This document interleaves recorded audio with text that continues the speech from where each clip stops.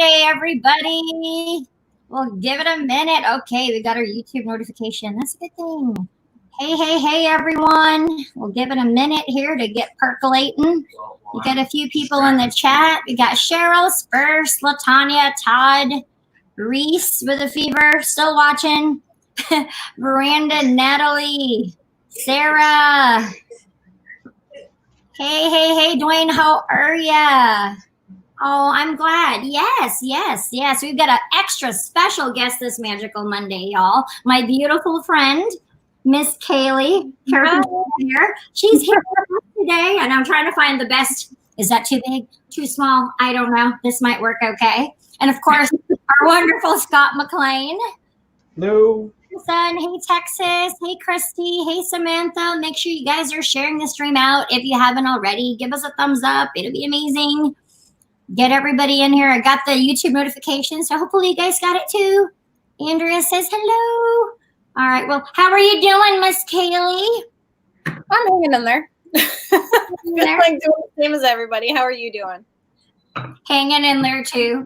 Get a little post-Disney depression, and then I'm like, It's fine. Trapped in the house. It's kind of hard. Have you been doing any actual grocery shopping, or you doing Instacart, or you're trying not to go outside?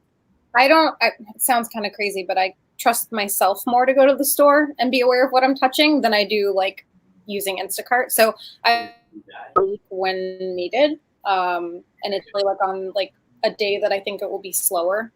Right. So because the place that I work at is deemed non-essential, but we are still open for curbside pickup. That's awesome. Yeah, but we're only open 3 days a week just because it's hard right now, everybody's trying to get by. So it gives me a lot of free time at home to But you never have, if you don't know Kayleigh, make sure all her information is in the description box below. Subscribe to her 3 YouTube channels. We've got Instagram, and of course her wonderful stores. She's she can do everything. She's very creative artist, graphic artist. You guys have seen her booth at Megacon every single year. We go there and we spend 4 days, and that's what we're hoping it happens. I don't know. It's pushed back, and usually this time of year, I'm like, she's working hard. I know when it's you're just doing decals nonstop. I have a huge pile of stuff I was gonna bring out at Megacon, and now it hasn't been touched in a month because I don't know what's going on. So yeah, we don't know what's gonna go on either. You think it's gonna get pushed back? Is that what you're were thinking? What you were? I hate to word it like this, but I feel like when I don't push it back, it's a little irresponsible. Because I feel like we're going into May and a lot of stuff is still under lockdown. I truly think that it should remain that way for a little longer because Yes. I do too. And you're down there where it's actually it's more like Miami, Fort Lauderdale is the hub. It's not as bad in Orlando, but there's more population density there. Say hi to Kayleigh. Look, I found. It's Rob. Hey, Rob. He had to shave because now he's wearing, the N95 for work. They made him shave. Mm-hmm. So it's stinky. But I know you guys are there's a lot more cases down there. And, it's nobody has masks. We had to just mail his brother, who's, BSO, Broward Sheriff, to have masks for work because it's just crazy down there. You have more cases, I have a lot of, actually enough, my manufacturer that I work in, located overseas, and so they just got through their whole deal with all of. I have extra masks. Do you want some? And she sent me a case of masks, and I'm like, well, this is great, thank you, but I've used the fabric ones now just because I feel like it's easy for me to come home, spray them down with lice, wash them in the sink, and actually. Have to the paper ones. Yeah, no, I agree. We've all been making masks. Scott too. I've been making masks like mad. That's all I can do is make masks. Stuff everywhere. Yeah, all day, all night. But hey, if you need them, I've got them. I've got the filters for days. We're luckily have access to medical grade filters. So that's good to know. I've been to buy I've got 0.2 microns, so they're very, very good, and they're they've been autoclaved, so they're actually smaller than an N95. They're like a 0.3, but like I said, use it at your own risk, everyone. Everybody's wearing it now. You think at like the stores, are people actually wearing masks at like Walmart or? Yeah, I'm actually I haven't had any personal issues with seeing anybody not adhering. I've had friends tell me that they've seen people, and I have friends still working, and like one of my friends works at a store where they have like pool stuff, and she had mentioned that like people are still coming pool supplies. Granted, understandable, but if they walk in and they don't have a mask, hey, can you we have a sign there, you put a mask, and they're like kind of give her an attitude about it. So I don't know if some people just don't think it's like a big deal, but I'm definitely, because of we're located in Florida, like I'm taking it very seriously, and my family is, and my car. So it's definitely scary. I agree. I'm trying to find what the best thing is, but this is better. I can see you better. But yeah, I think people need to take it seriously. I know everybody's like, when is Disney opening? When is Disney opening? I'm like, it's going to open June 1st. And I'm like, no, why would they furlough all of us? You know, and go through all of that trouble if they were, it would be, like you said, irresponsible. People would not be happy if that happened and it wasn't done right. So, and that's the reason why I think that Megacon ultimately will get pushed, or at least hopefully, because if Disney is claiming they're not even going to open until June 1st, possibly. And Megacon is supposed to be June 4th. Right. It's kind of close. They can't expect people to, understandably so, like Orlando is a place where people go to parks, and I know that I enjoy going to the park after Megacon. So if you don't have that option for people to like get a thorough vacation, I just don't see why do it if no one's going to be there at the parks anyway, because like that's a drive, like you're going to want to pull people that are in Orlando for the parks, and you're going to want to pull people from Megacon to go to the parks, so it's like a two-way street. But Kayleigh, I so agree with you, because I was supposed to be there. I was going to meet you at this Megacon finally, after being a fan of your page and a friend of Jen's, but we canceled before, and then because we weren't going to be able to make it until Halloween to Florida, because I live in Michigan, Motor City Comic-Con here in Detroit is a pretty big Comic-Con, and they actually didn't even announce a closure or nothing. They just refunded everybody's money because they turned the convention center into a hospital.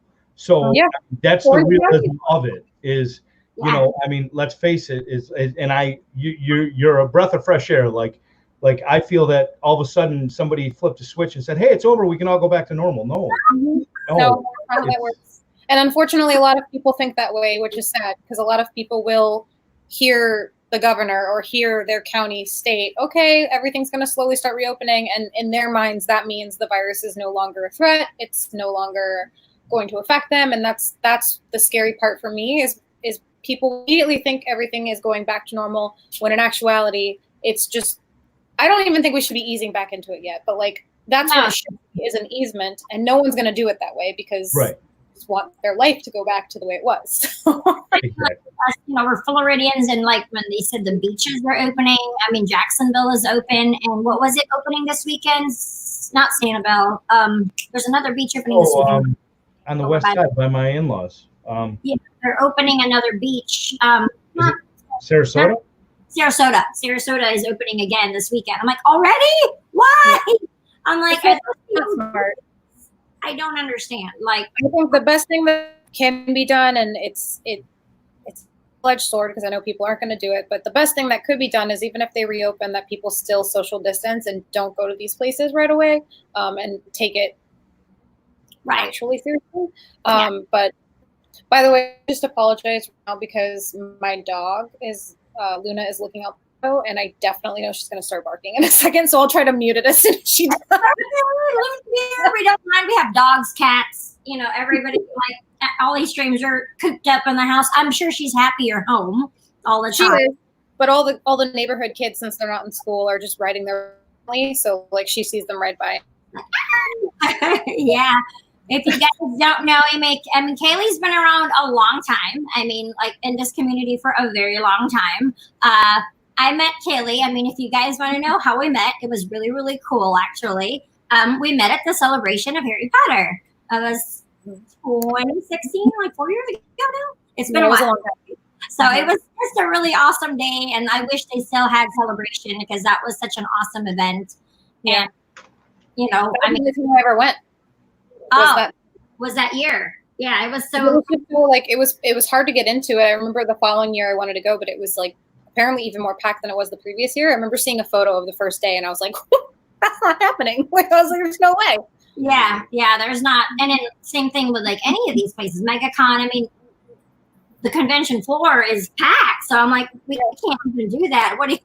How are they going to look at the booths? Like, you know, how do you do that? Like, There's not enough Lysol for me to buy. Or you have to put maybe a plastic cover over the decals, like those clear plastic things. I was thinking about that. Yeah. Like, and then like hang it over the wall that you already have in, and like so people really can't actually touch the decals, will have to go under. I mean, it's going to be like a doozy, you know, but if it does happen, I'm sure we'll have to do something like that. It's just kind of crazy. But so if I could ask Kayleigh one question, because she is truly OG YouTube, people. I'm telling you, when I say OG, I mean Reese, there's a chance you might have still been in diapers. Probably. Kayleigh started OG YouTube. All I'm going to do is I'm going to give a date. And Kayleigh, if you could tell me what it means, or not a date, location. If you could tell me what it means to you. The pressure. Okay. St. George, Utah. St. George? That's where my first video was filmed. Or like the first video that like took off for me to like want to do YouTube. And do you remember when that was? I think 2009. Actually, it was July 26, 2008. Oh, and you were extremely bored and you were going to go to the gym. Yep, that sounds about right. I mean, so that's how OG Kayleigh is. Yeah.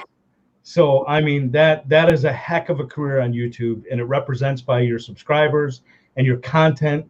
You don't put out the same stuff.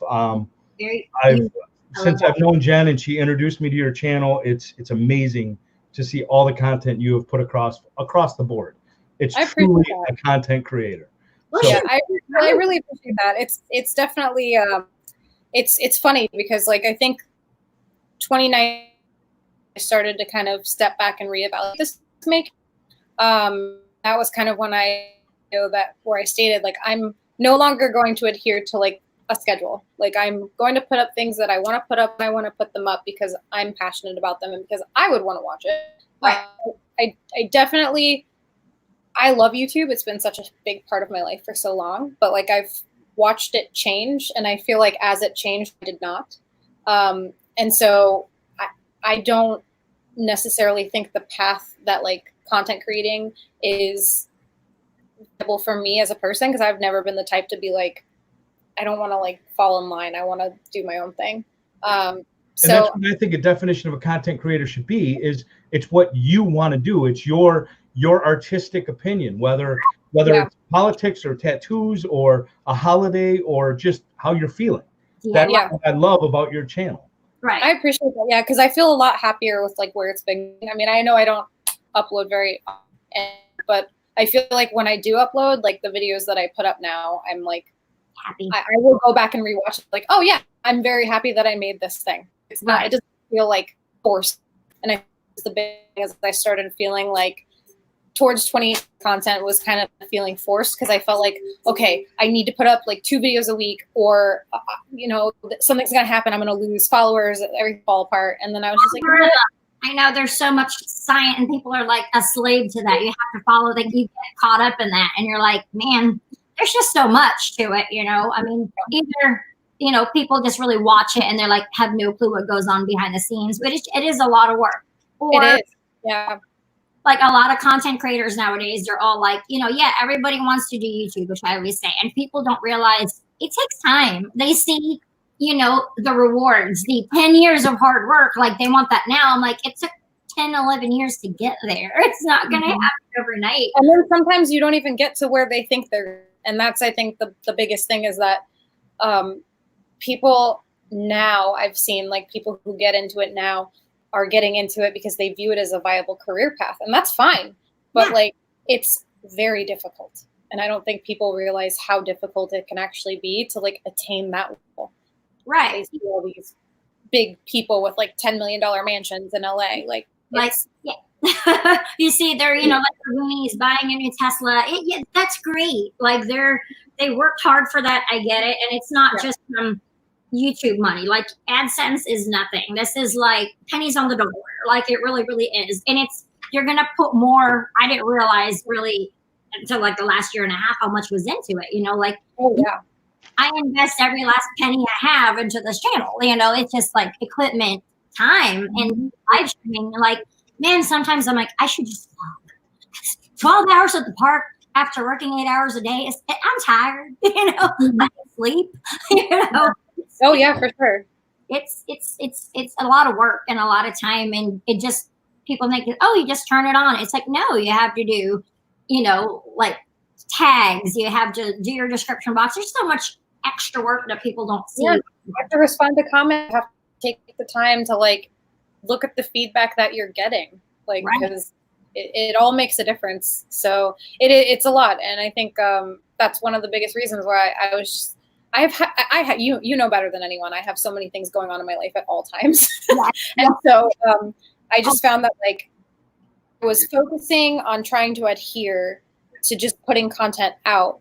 It started to like suffer. Like, everything started to suffer. Like my shop started to suffer, my personal life, my YouTube, because I was spreading myself too thin. And I feel like doing it this way has been much more doable. Like it's a lot easier. So you're happier. You're putting out content that you want to put out. Like, I mean, you'll find everything from, you know, makeup tutorials to DIYs to, I mean, everything. Like Kayleigh does everything fandom. If you're a true like fandom girl, geek girl, you're gonna love her channel. That's why. And boy, not just girl and boy. And boy, yeah, like of course, like everything, you know, like and so many people, especially like more like my community, it's mostly like it's all a lot of them are hardcore Disney, but I think I've tried to change a lot of you guys to, you know, feel the love for the Wizarding World. It's, I mean, it's great, it's fantastic, it is childhood, but there's so many other cool things out there, and you of all people, like you love all the fandoms, and like there's so much more to love out there, you know, like now that, hey, we can't go to Disney, we got to do other things. There's other shows and other things that you can really get into. And you do that very, very well. I mean, you know, you're crafty, you're just artistic as well. And, you know, and the panel at Playlist Live, I know you didn't go. Did you go last year or you did not go last year? I did not. Last year I didn't go because I think Playlist Weekend fell on my my bachelor the bridal shower that I was having. There was a bridal shower. That's right. I'm like, she's in almost a year. Oh my gosh, it's coming up. Yeah. So it fell on my bridal shower, and I remember like emailing them and saying, hey, I won't be able to participate this year in community night, but Mary's still going to run it. So Mary Aikman, who was helping me facilitate everything, she without me. And then this year they actually reached out, but never got back. So I don't know if that's kind of the dot. If it is, that's fine. I know that I've gone to every playlist except the last two. I've even gone to the playlist that like they've flown me to Washington DC, and I've attended those ones, and it's different. And it's not the same. Like more people going there to, I think, fan over people rather than like, and from learn. It was less learning and more just, I don't know. So should I? Yeah, but that's when it's like the first couple of years were cool. The panels that they hosted were great. It was all catering to like how to grow your channel, how to SEO, how to find your niche and like focus in on that you find works for you and that your viewership. And the reason that we started Community Night, we started it in either the third or fourth year of Playlist, was because as Playlist itself transitioned from less of a like a learning tool and more of like a come meet your favorite PewDiePie. Yeah. That's kind of when I contacted them and said, there are people who did Playlist because they wanted to network and they wanted to learn and go to these panels and take the information with them and use it.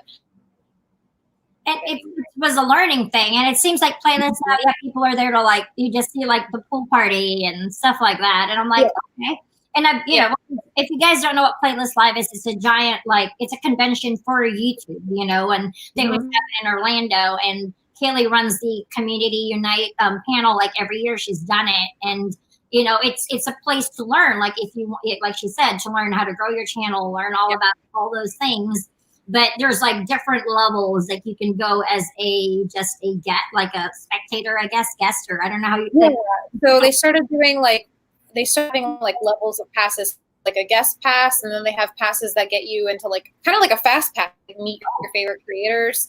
But they steered away like the learning aspect, and it was more just about meet and greets. So that's why we developed Community Unite, was to bring back the opportunity for that learning. And we also specifically opened it to creators who were 100,000 subscribers or less, because we wanted anyone on the panels to be, that we didn't want them to have so many subscribers that they kind of have already for like what it's like to work hard and to try to develop something. Yeah, to learn.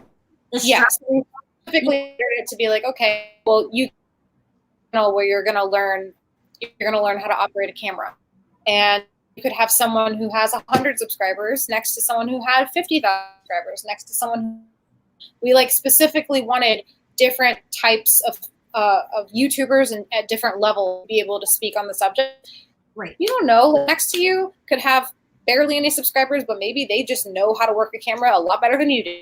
Right. The information is just waiting. So yeah, that was and that's awesome, because that's not something that you see. Yeah, you can watch videos, you can watch on the channel, like on YouTube, to find how to do something, but having like actual feedback from people and, hey, this is how I do it, or you know what, like tips and tricks. Like I could tell people every dead spot in Disney, you know, like no, you don't want to go in there because it's bad signal, you know, like those little nuances of being behind the camera, or what to do, or how you jerry rig this thing. You learn that. That's experience. That's not something you can watch, or most people won't tell you. Like nowadays, people are very guarded, or like, oh, I'm using a special program that's made for me that it's not even in production yet. Like it's just mine. I'm like, okay, that's nice. You know, I'm like, okay, you know, I mean, everybody's or like, I have a better I'm going to buy the most expensive camera because that's going to make me the best YouTuber ever. If I have the, you know, $1,300 Sony, I'm going to be the best YouTuber ever. But it's like, it's nothing to do with equipment. You can have the crappiest cell phone. People start off with a cell phone. I mean, start with what you have, right? I mean, yeah. One of the things we used to always say, because every year we would do like a speed marketing event where, like, instead of speed dating, we would have people meet in groups and just like introduce themselves, talk about their channel for a second, what kind of content they create, and then just to see if they can meet someone to collaborate with. And we would always try to explain to people, like, be authentically yourself, because people don't want to watch a fake personality on a camera. They want to see you as a person. They want to relate to you as a person. And there's nothing wrong with rising, but we need to rise together. And so, like, promoting like other people who make similar content than you, or maybe collaborating with someone who doesn't do the same thing as you. You never know who watches your videos that you might open up to, and vice versa. You might find a platform that's going to fall to yours now because they enjoy just you as a person.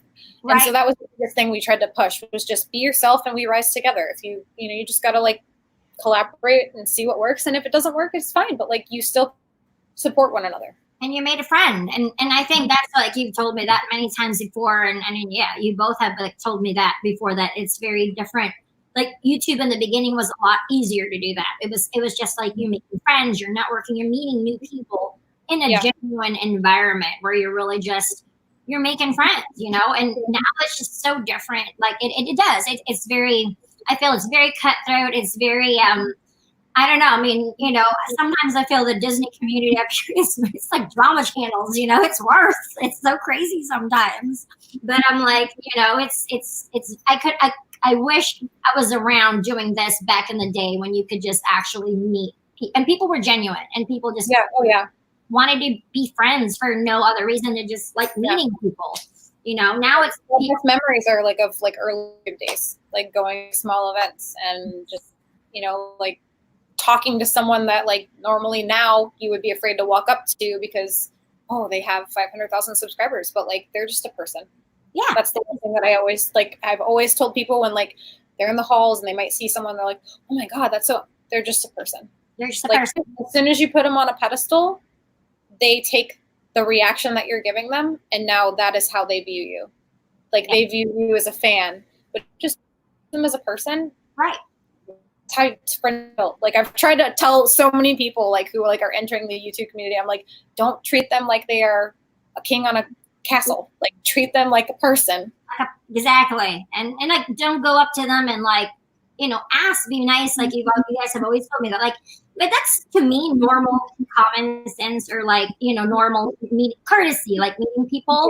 Yeah. Like don't shove a camera in somebody's face that you don't know. You're like, oh my gosh, like I see that so much in our community up here. Like there's so many new people that have just come in and they're like literally shoving a camera in your face, and you're like, like, what are you gonna do? And like you can turn it on. You're like, so, oh my gosh, I'm gonna, and of course that person's in a pinch. What are you gonna do? Not, it's, to me, that's not the way to do it. No, I agree with you 100%. It's not like, oh, it's frowned upon. I'm not saying that you shouldn't do it. People do, but there's a way to do it. Like you don't want to do that. Like you wouldn't do that at the grocery store meeting a regular person. Why would you like shove a camera in somebody's face and chase after them up and down theme parks? But people do that. Like I see it every day. I'm like, just be normal. Why can't you just be normal? It makes me like my face scrunch because I'm just like, can you not? Can you just not? But that's not gonna make them like you. I promise. It's not polite. It's not nice. Yeah. I mean, what do you think, Scott? I mean, you've been more back end. You've been a viewer, and now you're. I totally agree that everybody is the same, and a content creator, whether they're a YouTube content creator, a Twitch gamer, or whatever, it's again they're normal until you put them on that pedestal. And the bottom line is I feel what makes a true great content creator is somebody who adapts, somebody who loves to show and passion for what they do, but charisma, and being yourself. Eventually, I feel everybody, no matter to what degree, a talk show host to a movie actor to a content creator, eventually their true colors come out if they're fake. And I truly believe that if you're playing a role, it's gonna come out. And so that's why Jen, I first started watching her, and then we became friends once I got to know her, that she is identically the same, whether her phone's on, her camera's on, whether it's off, whether she just woke up, whether she's at work, it does not matter. Jen is Jen. Yep. And that's it. That's one of the reasons I love you, Jen, because you're just so authentically you. You have to be, and you're the same way. You're unapologetic. You are who you are, but that's who people want to see. Why do you want to be like somebody else, or like you said, play a role? Because when the cameras are off, a vlog is 12 minutes, 15 minutes of your life, but like you're always you, and your content. People should be them. That's why I said that. With live streaming, you can't really fake who you are because you have to be on for like 8 hours straight. Oh, yeah. There's no pausing. I mean, you could pause, but like there's no pausing like who you are in that moment, being like, oh wait, I gotta edit that out. And things happen, and like how you react to situations is just, and then you have to be you. There's no other, if, ands, or buts about it. Exactly. So I do have a question about the content creator, and what came first? Was it the creative aspect of like your Etsy page and doing that and wanting to do that, or was it wanting to be a YouTube personality? Or did it just happen at the same? Definitely YouTube. So I watched when I don't remember how old I was when I was. How old was I in 2008? I don't want to think about it. It's long ago. So however long ago that was, I started watching Shane Dawson, Live Lava Live, Mika Kitty, Niga. Like I watched all of the originals, and I was so like enthralled by the way that they I don't know, like they're just their personality shown through their videos. And so I was like, you know, this is really fun and I want to, and the very first videos that I made in St. George were just me, like saying hi to my friends because I'm gone for the summer. And then once I got home, I was like, you know what, I think I have this YouTube thing. And it's funny because if you watch a lot of the first videos, aside from the St. George ones, you can kind of tell that like I'm not necessarily 100% myself. Like I'm really mimicking Live Lava Live and Shane Dawson and kind of playing off of what they would do in their videos and like doing it as me. Right. And then slowly over time, this transition, because I've gone back and watched some of my videos just because I think it's like entertaining to like hear the difference with my voice, first of all, because my voice got a lot like lower like as I've gotten older. You know, I guess that happens because we saw that with Carrie Fisher with Princess Leia. But anyway, so different as General Leia. But just, I don't know, like I feel like there was a moment, and I can't pinpoint the exact moment, but like I slowly transitioned from like mimicking others to just like it became my content. Right. And I don't know how it happened. And then I have always been like a crafter. Like I never sold anything. Like I would make bracelets here or there and like maybe give them to friends at school or whatnot. But I always was into like cooking and creating. And so when I first heard about Etsy, I started with paintings because I used to paint all the time. Like I have like all of this back here is like full of paints and canvases and everything. I love to paint. And so I started painting. I started a shop just to sell my painting. And it went pretty well. I got into the craft fair scene, and then slowly, as I was just doing craft fairs in person and like receiving feedback, I kind of realized that paintings are cool, but like there were other things that I could be doing that would cost me less money and make me more money. Right. And I think like that's kind of where the business side of it came in, because I still paint now, but I paint for me. Like, so if I'm going to paint something, it's because I want to do it. You want to. Yeah. And then I slowly transitioned away from selling paintings, and I started doing other things. Like at one point I made hair bows, like with fabric. Stopped doing that. And then Ian purchased me for my birthday one year. Can you hear me, or is she annoying? I hear you, girl. You're good. We all have pets, so. We all have a million dogs. Yeah, we're good. We're good. We're all to the puppies. Ian purchased me this. I don't know if you can see this little friend over here, but he purchased me this friend, which is my magic Cricut machine that I use to do my decals. That changed the game again, because now that just opened up possibilities for so many more things. And then from there, I transitioned and I started making the candles, and I started doing like the prayer candles. And that became a separate shop because they were two different identities. And then, then I came across like an opportunity to work with someone to take a design, because I've always like been into Photoshop, because when I was in high school, I was like a scene kid. And so I would Photoshop my photos to look really cool. And so I was self-taught in Photoshop. Yeah. And so actually my first job out of college was as a fashion designer. Like I used to design clothing for a company for 2 years. Right. So that's awesome. Yeah, so like I developed the ability to design things within Photoshop. And so I used them only to design all of the graphics for like my YouTube channel back in the day, when you could have like custom graphics around the channel. Right. I miss that so much, by the way. But I also started designing enamel pins, and I submitted them to my manufacturer that I now use. I've actually used a couple different manufacturers, but the one that I have now is probably the best and the highest quality. And that's how, like, I don't know how, like, there's never been like a mindset where I've said, okay, here's the things I want to do. Here's what I'm going to do with my shop. It's always just been like, I don't know, it fell into place. Right. I was just looking at it yesterday. I'm like, I didn't buy the book. What the heck? Are you sure I didn't buy that last year? I was like, I still have my bag of like my decals. I'm like, oh, there you go. I mean, you know, this is, I get a new one every year. I just put the snap goals on this side. That way I wouldn't lose it. But I mean, oh girl, there's so many, like, let me just see if I can grab this without it falling over. And they always ask me, where did you get that? I'm like, Kayleigh shop. I mean, you know, you put it on. This is the stack of new decals that I haven't even like been able to do anything with them, because I mean, I just don't know what's going on with Megacon. If Megacon is going to get pushed back, I am supposed to still do LeakyCon, which is the Harry Potter convention in August in Orlando. Ooh, we need to do that. I'm like, we need to do. Did you not hear about it? How I have not heard of? Well, I mean, yeah, I have.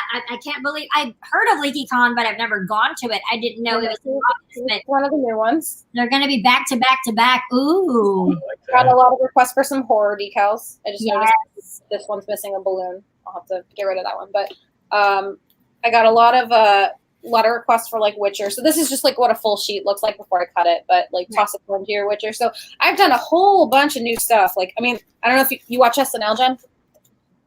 Oh yeah, I do. Okay, Boomer. Great. Hold on. Now she's barking in here. Let me get her out of here. The neighbors. Those kids out of here, mommy. They're good to go. Thank you, Alicia. Yes. Hello, everybody. Hello, Cheryl Bernath, Natalie, Vacation, Heather, Marcia, everybody. Hello. Everyone, yeah, you know Kayleigh. I mean, I stream at Megacon all the time. I'm always there, but she's got the coolest decals because she's that cool. an artist, a graphic artist. Disney. I don't know, what is it, the caramel apple or the apple that she eats? It is an apple, yes. It can be like best decal. This is very like vague, but here from the new Frozen. So yes. I love Frozen too. Huge. Show yourself. Yeah. Too many new ones. Super Enthused is here. Hey girl, what's up? Hi. More South Floridians in the house. Yeah. Oh my gosh, look at that stack, girl. I'm so ready. I hope they push it back and not postpone it because I would lose my mind. But I mean, and for you too, like, what are they going to do with the booths? The artists already like paid for the booth, you know. I know you do it. So they did send an email. I will say that I don't know. They didn't. There was nothing in the email saying I can't say this, but they did send an email before they made the public announcement saying, "Hey, we are rescheduling till to June. You have the choice of moving your booth to that date, or if you don't feel comfortable, you can move your date to 2021." And they already gave us the dates for 2021. It's going to be in March. What? So early? Yeah, it's going to be in March. But I don't know. Like, I told them, like, move me to June just for now because I wasn't sure where we were going to be because, like, they emailed this, I think, in March. Like, so but essentially saying, like, okay, you can move to June.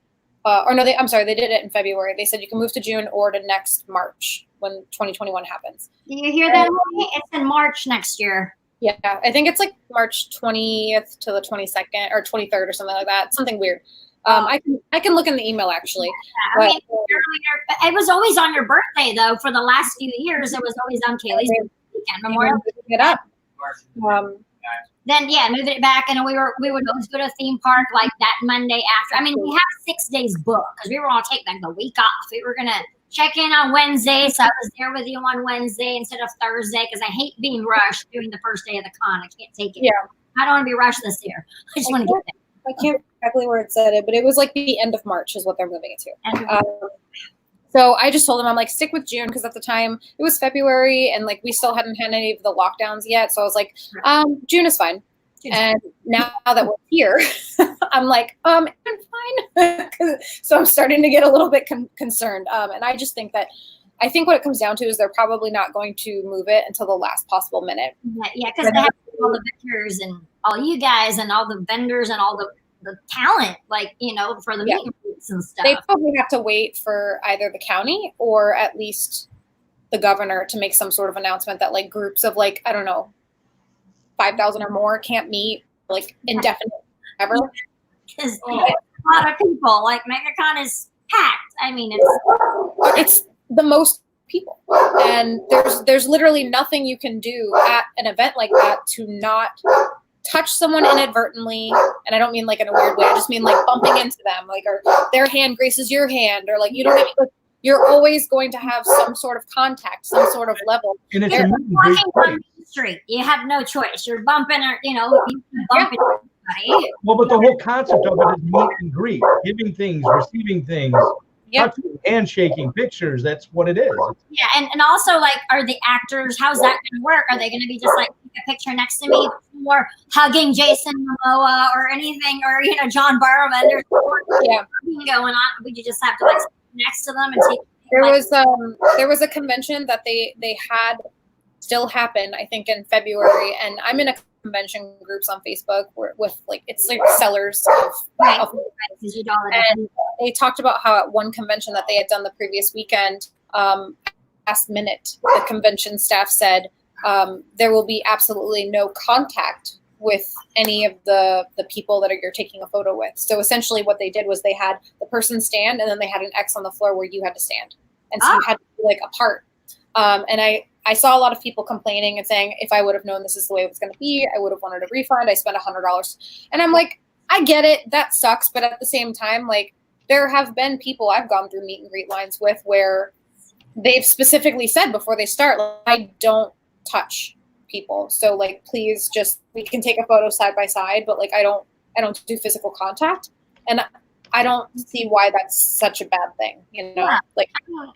At least you still got to meet, your celebrity or person that you wanted to meet, and I mean, it's the way it's going to have to be for sure. You know what I mean? Yeah, that was like a big thing. And you guys need to stop by her booth. I know Jackie's here, super enthused. I know she's another South Floridian. And I was surprised we met each other at the Ren Fest. I'm like, oh my gosh, I love it. Now that I'm like, okay, it's just, there's so many just Disney people. So when you meet like somebody who likes so much more like the things that we like with Harry Potter, I mean, it's even hard to find like a fellow like Potterhead in the Disney community because they're just like, nope, I don't go to Universal, I just go to Disney. I'm like, oh, I can't. Yeah.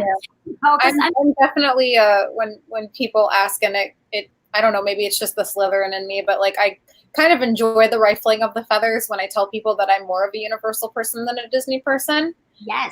Because I enjoy going to Universal more. I feel like the park is more centralized to like adults in a way.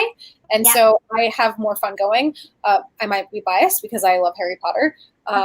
But also, along the same line of thought, I tell people all the time, I'm more of a DreamWorks person than I am a Pixar person, and that makes people upset too. So I've always felt personally, and I'm going to get flamed for this, I know, that to me, Universal represents more of an artistic genre, a more wide open, less barriers, more a bigger box than Disney. I mean, I love Disney, don't get me wrong. But it just seems to me Universal is more, is more wide open. And I guess it's just, when I mean bigger, it's everything from kids to adult to whatever, where Disney is family, it's this and that, where Universal is in the front, it's the family, but then the freak show is behind the curtain. You know what I mean? And I mean that in the greatest way, because I love Universal. I mean, I love Disney, but I love Universal. I always use Scott as an example too, because he's hardcore Disney and he's Disney Vacation Club, that kind of thing. But last year they came out for Horror Nights, and they had stayed for the first time at Universal. Like they had a far better deal with the packages with their hotel. Yeah, they got Horror Nights tickets, park tickets, Volcano Bay, and stayed at Cabana Bay for half the prices they would at Disney, and still got to do both. And like now he's like, what was I thinking? And they're Disney Vacation Club. They didn't have to do that. But it's like now that you've experienced it, Mitch too, our friend Mitch, he always gets like, oh, you're Disney Mitch. And, we took him to Horror Nights, and now he's just like, oh my gosh, it's so good. Buying that pass. He's like, I'm ready to buy the pass. I've gone to Disney maybe a handful of times since, I don't know, probably since 2015. It's been a handful. But Universal, I had an annual pass for, I think, 4 years straight. The last year that I had it was the year before they opened Volcano Bay and the prices went up. So I didn't renew because I remembered that I hadn't gone as frequently as I had previously been going the years before. So I was just like, well, the price is going up and I don't anticipate that I'll be going any more than I did this year. So I'm just going to skip it. And I miss going because like I used to go, like my job was different at the time. So my schedule permitted me more to drive up on like a weekend. Right. But I miss going to Universal, and like I so desperately want to go ride the new Hagrid. I still haven't read the new Hagrid. I still haven't been to the new Star Wars area in Disney. So there's definitely reasons. And my plan is to. Disney, I got you. But Disney, I can do. But although we're still blacked out technically blacked out of Galaxy's Edge for the near future, but that's why I bought an annual pass. Like I had no choice. If I wanted to go to any opening, I bought it last year in February. That was one of my big questions was on your YouTube, and I know you don't post as much as you used to. Real life, you know, you went out and you got a husband, you know, he tricked you into so that's what I was gonna ask is why was there no talk of Hagrid's or Galaxy's Edge or to go? I want to go. Trust and believe. I want to go. I desperately want to go ride it, but it's just been like last year was so chaotic with like planning the wedding and getting everything, and we were saving money like crazy. So we really didn't do anything because even after the wedding, then we started saving money for our honeymoon because we didn't go on it right away. So last year and then even 2018, right after Megacon when we got engaged, I was in like save mode like for the wedding, and I was just that's all I did. And of course, those two things were like happening right around that time period. So I haven't been able to go. I want to go. I have like a huge plan of like what I want to do in like the new Star Wars area. Like I definitely want to build the lightsaber. I've been trying to look online for all of the little sneaks to get like the black kyber crystal that apparently you can get. So there's like a million things I want to do. And actually MegaCon in March, like my plan was to purchase a ticket to Disney that Monday and then try to get there as early as possible to go get access to Galaxy's Edge. But obviously early. Yes, you do. I'll camp out early with you, girl. I'm used to it. Like you literally have to be there that early. And you know, I would personally like to see that show that possibly could be streamed on your YouTube and Jen's, that Jen could follow you to see your reaction because you're a fan girl. I have a video on my YouTube channel from years ago where it was my initial reaction to going to Harry Potter. Like it was not hold on, I always do this. I always confuse Diagon Alley and Hogsmeade. It was when Hogsmeade opened, right? Yes, Hogsmeade opened first. Hogsmeade opened first. Mm-hmm. Yes. Okay, so it was when Hogsmeade opened. I hadn't been there, and my friend filmed my reaction of it for the first time, and I just like burst out crying. I think there's also a reaction of me entering Diagon for the first time. But if I recall, I don't think I cried that time because I was just in like shock and awe. But like first seeing Hogsmeade, like I was a wreck. Like I was just like, oh, it's too much. And Kayleigh's been on she's been featured on, was it the DC trailer, and you did your Star Wars trailer? She's been on a Marvel trailer. It was the Avengers trailer. That's it. And then what's it called? Oh my god. Why am I blanking? Was it Rise? No, not was it Fantastic Beasts. Sorry. Oh, Fantastic Beasts. Yes. Mm-hmm. They actually used my footage twice, and like the footage that they used the second time is like the cutest thing because like I'm crying in the video after watching the trailer, and they like cut the video. Like this is on their like page. J.K. Rowling tweeted it. She's seen my face. It's a video where they like close up on me and Luna. She's sitting next to me, and I'm crying, and then Luna goes woof, and they like close up on Luna's face, and then they go back to me and go, I know, like I talked to Luna. This is the cutest clip I've ever seen in my life. Oh, it's the cutest. I mean, yeah. Well, when I wrote Rise of the Resistance, and Jen, you know, I wrote it with Jen, and we camped out that morning, and she streamed, and I knew it was going to be emotional for me, just what Star Wars means to me in my life, and everyone on Jen's stream knows what it means to me and my childhood and all that. I couldn't talk to Jen when I got off the ride. And even now it gives me goosebumps thinking about it, that I had to walk away for 15, 20 minutes. And then I cried. Like, I mean, I did live when I did the preview, and Heather's like, you're crying. I'm like, I can't talk right now. I'm like, I couldn't. I walked into that one room, no spoilers, and I was just like you being there. Ever imagined being in that world or that universe or anything? And I understand that. I didn't understand how people. I mean, I enjoy Harry Potter, but I'm not a Potterhead. I mean, I love the movies, but I'm not in it. I didn't ever imagine myself in Hogsmeade or whatever. Star Wars, yes, because that was my generation. I was a 70s kid. And for me to be able to stand in that world and all of the emotion of 40 years is just, it was unbelievable. And anybody that walks in there and say, why, what is the big deal or whatever, then don't waste the money. Save your $200 ticket and don't go. Yeah, no, I've always told people, like, and people think I'm, I don't know if they just don't believe me or what, but I've always said, like, if I had a choice of, like, which world would be real, as much as I love Harry Potter, as much as I've claimed, like, it's part of my life, like, yeah. I would 100% choose Star Wars, because the universe is so much more expansive, and there's so many more, like, complex characters and things, and, like, if it existed in real life, like, I think I would definitely want to be specifically a gray Jedi, but I would want to be a gray Jedi over, like, a witch, because I feel like it's, like, similar anyway, but, like, I've always said, like, that is the universe that I would prefer to live in if I had a choice. Yes. I totally agree. No, and I got on the soapbox in Jen's stream, and I gave a big speech why that everything that the stories represent, I believe in my heart, and the good of good and everything like that, and that's why. But yeah, it was so emotional, Kayleigh. Oh, and when you go, you're gonna be like a baby. You're gonna be. I guarantee you're gonna ugly cry. I mean, there's a lot of makeup, so it'll be cinematic gold. Yeah, you know, so it's just like all running down. Yeah, I'll be able to make sure to tell people, like, I didn't cry a single tear wedding, but I will bawl like a baby. Galaxy's Edge. No, but they did a phenomenal job. I mean, it's just like Diagon Alley, like down or any of it, like the detail. You walk into it and you're just like immersed. Like there's you're there. Yeah.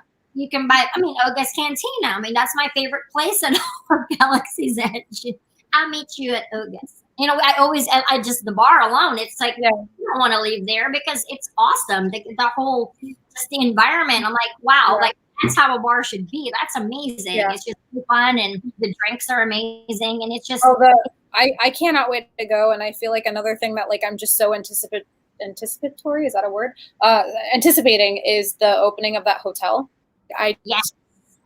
I know I won't be able to go, like, for the first year, because I guarantee it's probably already selling out in some way, shape, or form. There's, like, people probably expensive. Rob's trying to figure out, okay, if we divide it by 5, how much would that be? It's $1,000 per person. How much is it? $600 per person? Like, Rob's trying to do the math. They've been trying to do that. Okay, well, it's going to have to be a guy's trip. I'm like, well, then fine. Then we're going to have to do a girl's trip. Like, I already have a bank account, savings account saved for that. That's literally. I need. Like, it's not, I don't even need to leave. Like, I don't want to go to the parks. Like, I just want to stay in that hotel. Right. It's 2 days, 3 night experience. Like, they sell the whole experience. So you have to spend 2 nights, 3 days, because it's a whole experience. Yeah, that's what I want. I want to live out, like, my dream of being a part of it. Oh, yeah. It's full immersion. I mean, you know, Kayleigh does you already have all that cosplay. So you already have the costumes. You don't even need to buy the Star Wars. They sell that stuff though at Galaxy's Edge. Like, you know, we had to make a lot better than what I have. Now that they have it now, you can just buy it. I'm like, you know, and everybody walks around is 100 degrees, you know, in Orlando, and they're wearing, you know, the Emperor's robes and just like, you know. Oh, I need that. I need it. I need the Kylo robe. I need the Kylo's, like, everything. I mean, like, you'll go broke inside. I mean, it's an easy. I think the first day we went in, it was an easy, like, $700 day. You're gonna go broke the first day you walk in. Well, that's why I figured going after Megacon would be the absolute best time to go. Best time to go, exactly, girl. Like, 1 day's worth of profits just gone immediately. Just be like, bye. Kayleigh, in September, I made every point to avoid Galaxy's Edge because I knew what was going to happen if I pulled my credit card out once. That I knew what was going to happen. I'm supposed to meet Jen and everybody for dinner and all that. And next thing you know, I just said, I got to grab one thing for Galaxy's Edge. I have to do it.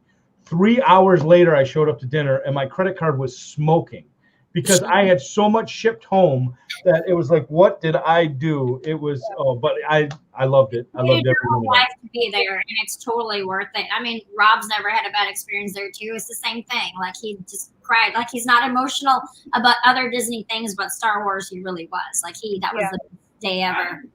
You did, but you were emotional. You loved. Not cry. I cried, but you were emotional. Yeah, you cried. I cried. Rob, if you cried, it's okay. I'm not gonna blame you. Yeah, I'm the crier. No, but he was happy. He's like, I think they make you, because every time we go, we would always end up at Oga's first. I said, they make you go to the bar so you spend more money. I'm like, of course. That's Kayleigh, come on. I mean, don't mind my unfinished bathroom, but this was the best spot for the photo.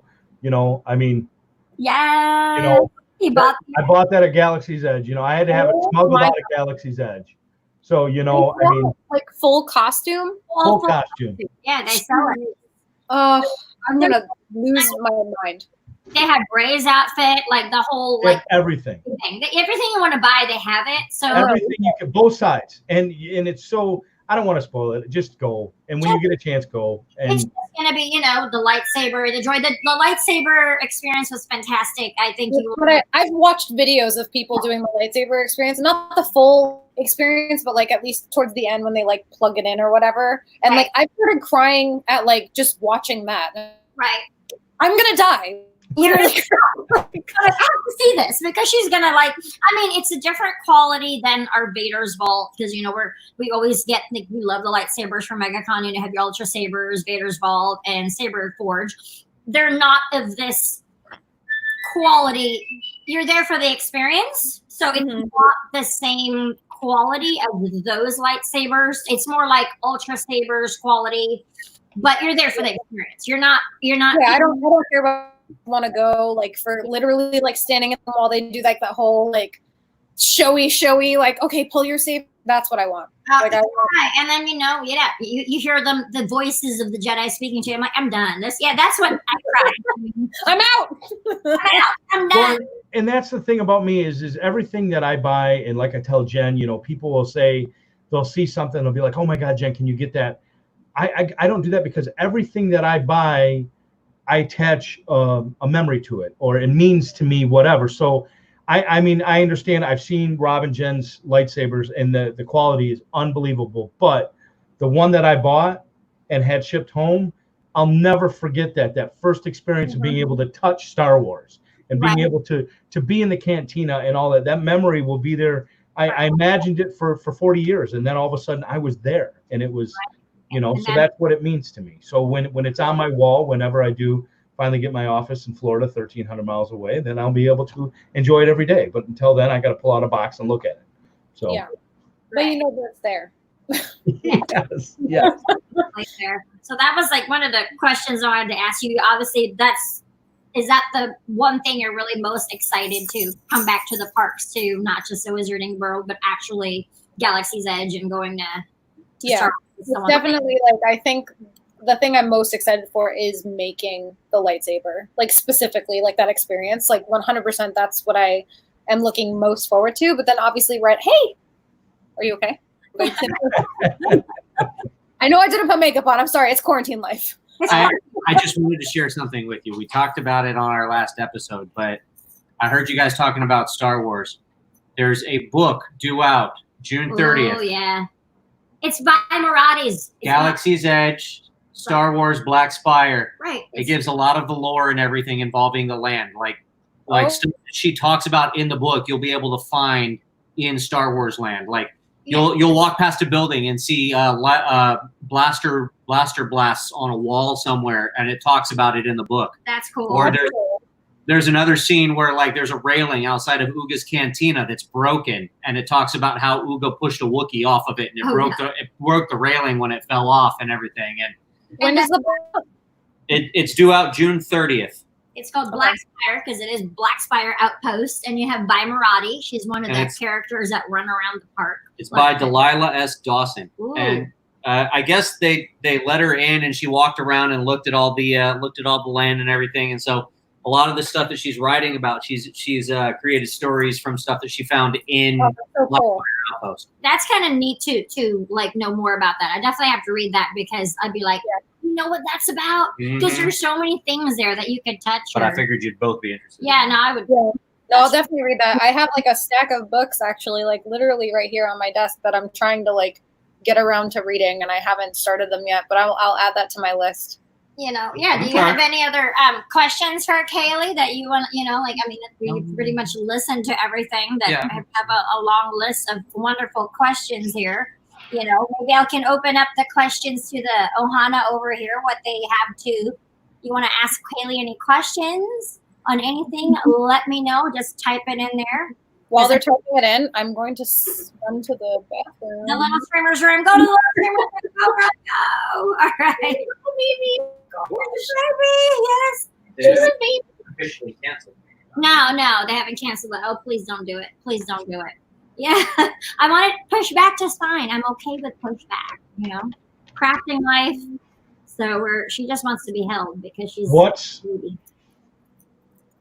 what's the latest that you guys would be happy with Megacon? I mean, if they said October, would you do that, Jen? Because of everything else that's going on. October, it's a little like, man, yeah, that one's nice. Show everybody what you just made. Yeah, it's just that's close with Halloween Horror Nights and everything. Ooh, goodness gracious. There's a lot of stuff going on. Hi, Riley Ray. Say hi to everybody. She just cries. She just wants to be held. So here, I'll show you the 2 books that I'm currently on my next in line to read. She just, Dune and Star Wars, The Dark Disciple. Dark Disciple, yeah. That might be a fun. Because the movie's out, and I don't know if you're aware, but this was pretty much the basis for A New Hope, part of it. I did not know that. That was not. I'm really excited to see the movie, and I want to read it to see like what the parallels between A New Hope and Dune are. Right. So. Have you been binge watching Disney Plus and kind of watching everything on there? I mean, they have the whole Star Wars saga. You can watch it in any order you want, including Clone Wars. I obviously binge watched The Mandalorian as it was coming out, but like I've been kind of like putting things on the TV that I have in my office, and just kind of like listening while I'm working on like Etsy stuff. But actually, more recently, like within the last 3 weeks, I started writing a book, and so I've actually not really had anything on the TV. I've just kind of been like listening to a playlist that I curated based off of like the book that I'm writing, and I just sit with my headphones on and I write. That's awesome. I didn't know if that was a topic we could bring up, but I'm most excited for that when you announced that you were writing a book and everything like that. And please take your time. Don't Games of Thrones it. No. No. I definitely it's really I could rush if I wanted to, because writing is a lot harder than I anticipated. I used to write a lot in like college, and I took writing classes, and I never actually sat down and like tried to write. And the thing that I'm writing is based off of a dream that I had in, I think it was 2014. I had a dream, and it was so intense that I woke up in the middle of the night. Hold on, I'll tell you right now. No, it was I had it April 26, 2015, 1:25 a.m. is when I woke up from sleeping from the dream, and I wrote it in my phone because it was so vivid. And it's just been sitting in my phone for like years. And finally, because of quarantine, like I've had more time on my hands, I was like, I'm just going to start writing. So it's a sci-fi novel. And I think I'm 6 pages in as of yesterday, because I did have yesterday was my full day off. Like I didn't have anything to do. I just literally sat at my computer, and I ended up, I think, writing 12 pages yesterday, just because I started and I was like, wait, I know exactly where I need to go with this. I need to just get it out. I didn't stop till 4 a.m. And then I wanted to, I still want to write more right now. I'm like, it's like playing in my head over and over. I'm like, I need to get this down, like my computer, but I catch up on Etsy orders. So after tonight, I'm going to my computer and put my headphones in and just keep writing. Cause like, I'm in like a really good zone right now with it, but it has been hard. Like there are days where I sit down and I'm at my computer for like 4 hours. And I write like maybe half a page, and I'm like, well, when Rotten Tomatoes asks for a synopsis after it's a bestseller and they're making it into a movie, refer back to this video, because I think you just wrote it with saying, I woke up at 1:05 a.m. that's a synopsis right there, is the breakdown of it, of where it all came from. So 10 years from now, hopefully you'll be at a movie premiere, and I'll say, hey, Kayleigh, do you remember me on some YouTube channel? The day, when it's what do you mean I remember you? You're invited. It's opening, yeah. Is it going to be on Amazon Books? Are you self-publishing, or are you working with them? I don't think I want to self-publish. Like, I think I want to actually try to like have it be like a thing that someone buys from me and publishes. So, I mean, I don't know how long it's going to take. I have a lot of friends right now. Like, once I announced that I was writing a book, I found out that one of my friends has been writing for a long time, and she's been trying to get published, like not self-published, but published. Yeah. And she has like a complete book, and then 2 other books that are in their drafting phase. So she added me into her. She has like a group that I feel very grateful to be added into because they're all really great women, and they've just been like reading through. Like we write in Google Docs, so they can come in and leave comments, and if something doesn't make sense, they'll say like, "Hey, maybe change this because it doesn't fluid with what you said like 2 chapters ago." And so it's just nice to have a pair of eyes on it, not just mine. And it's just been great. Like, so we read each other's stuff, and I think I definitely want to go the non-self-published route because I feel like I envision this as like a trilogy, and I want this to be the first book in it. So yeah, I'm excited, especially because it's just like I've obviously always loved outer space. That's why I'm a huge Star Wars fan. So like my dreams are very vivid. Like I have a lot. That's not just the only dream in my phone. I have a lot of dreams that like I'll wake up and it'll be like a movie in my head, and I'm like, I just need to write this down. Like even just major like plot points. And so there are other things that I've written down that maybe one day I'll turn into a book as well. So. Why not? And it's also therapeutic because you're like, hey, those are like things that are in your head, and you're able to channel that creatively. And yeah. And that's the hardest part for people who want to write a book. I guess they don't have ideas, or they get like, but you have all the ideas. You just have to do it. And then, you know, somebody's helping you edit. Yeah. So if you guys want to read it, I can add you to the Google Doc, like you two. And like, you can leave comments on it if you want. Sneak peek. Oh, I would love that. Oh my God. For everyone else, I my Patreon, since like I'm not really actively posting YouTube videos anymore, I changed my Patreon to be a book writing Patreon. And then like every month I release like a new chapter for someone to read if they support. But like if you guys want to read it, I can send you the link.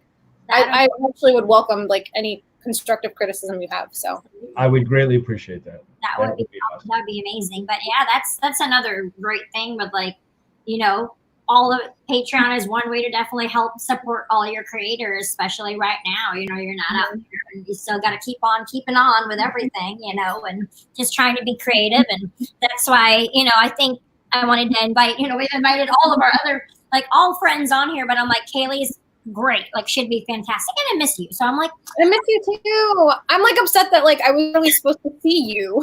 I know. Last month. We were going to stay at the same hotel. We had this whole, like, everybody was planned, but we just moved it. We moved it to June, and we're actually staying for the whole, like, we had it booked for a week, right? For 6 days. We're checking in early this time on Wednesday. Staying at the same hotel? Yeah, we still have it booked. It's still booked. I just moved I had to outright cancel. They wouldn't let me. They made me outright cancel. So then I had to do like a completely new booking, and I didn't wire. I didn't get the same hotel, but I am directly more to the left. Kind of like give names or whatever, but just so you are aware. Let me know, and I can change it because mine's through booking, and it's not like I can cancel it without any whatever. Well, even if we like do what we've done I know this is like just personal conversation now, but even if we do what we've done every year, where we Uber together. Yeah, exactly. We just in the middle and we just do our thing. Yeah, because that way you just, you know, you Uber to the convention center. It's too hot. It's too hot, and it's crazy to try to park. It's like $20 a day. It's expensive, and then you still have to walk far anyway to get back to your car. So what's the point? Mm-hmm. You just have the Uber pick you up. That's the only way to do it, honestly. And take the back road, the wheel. What is it called? Speaking of the con, I do have a question, real quick, that I need to know. What is your favorite moment ever out of any con you've ever been to? There you go.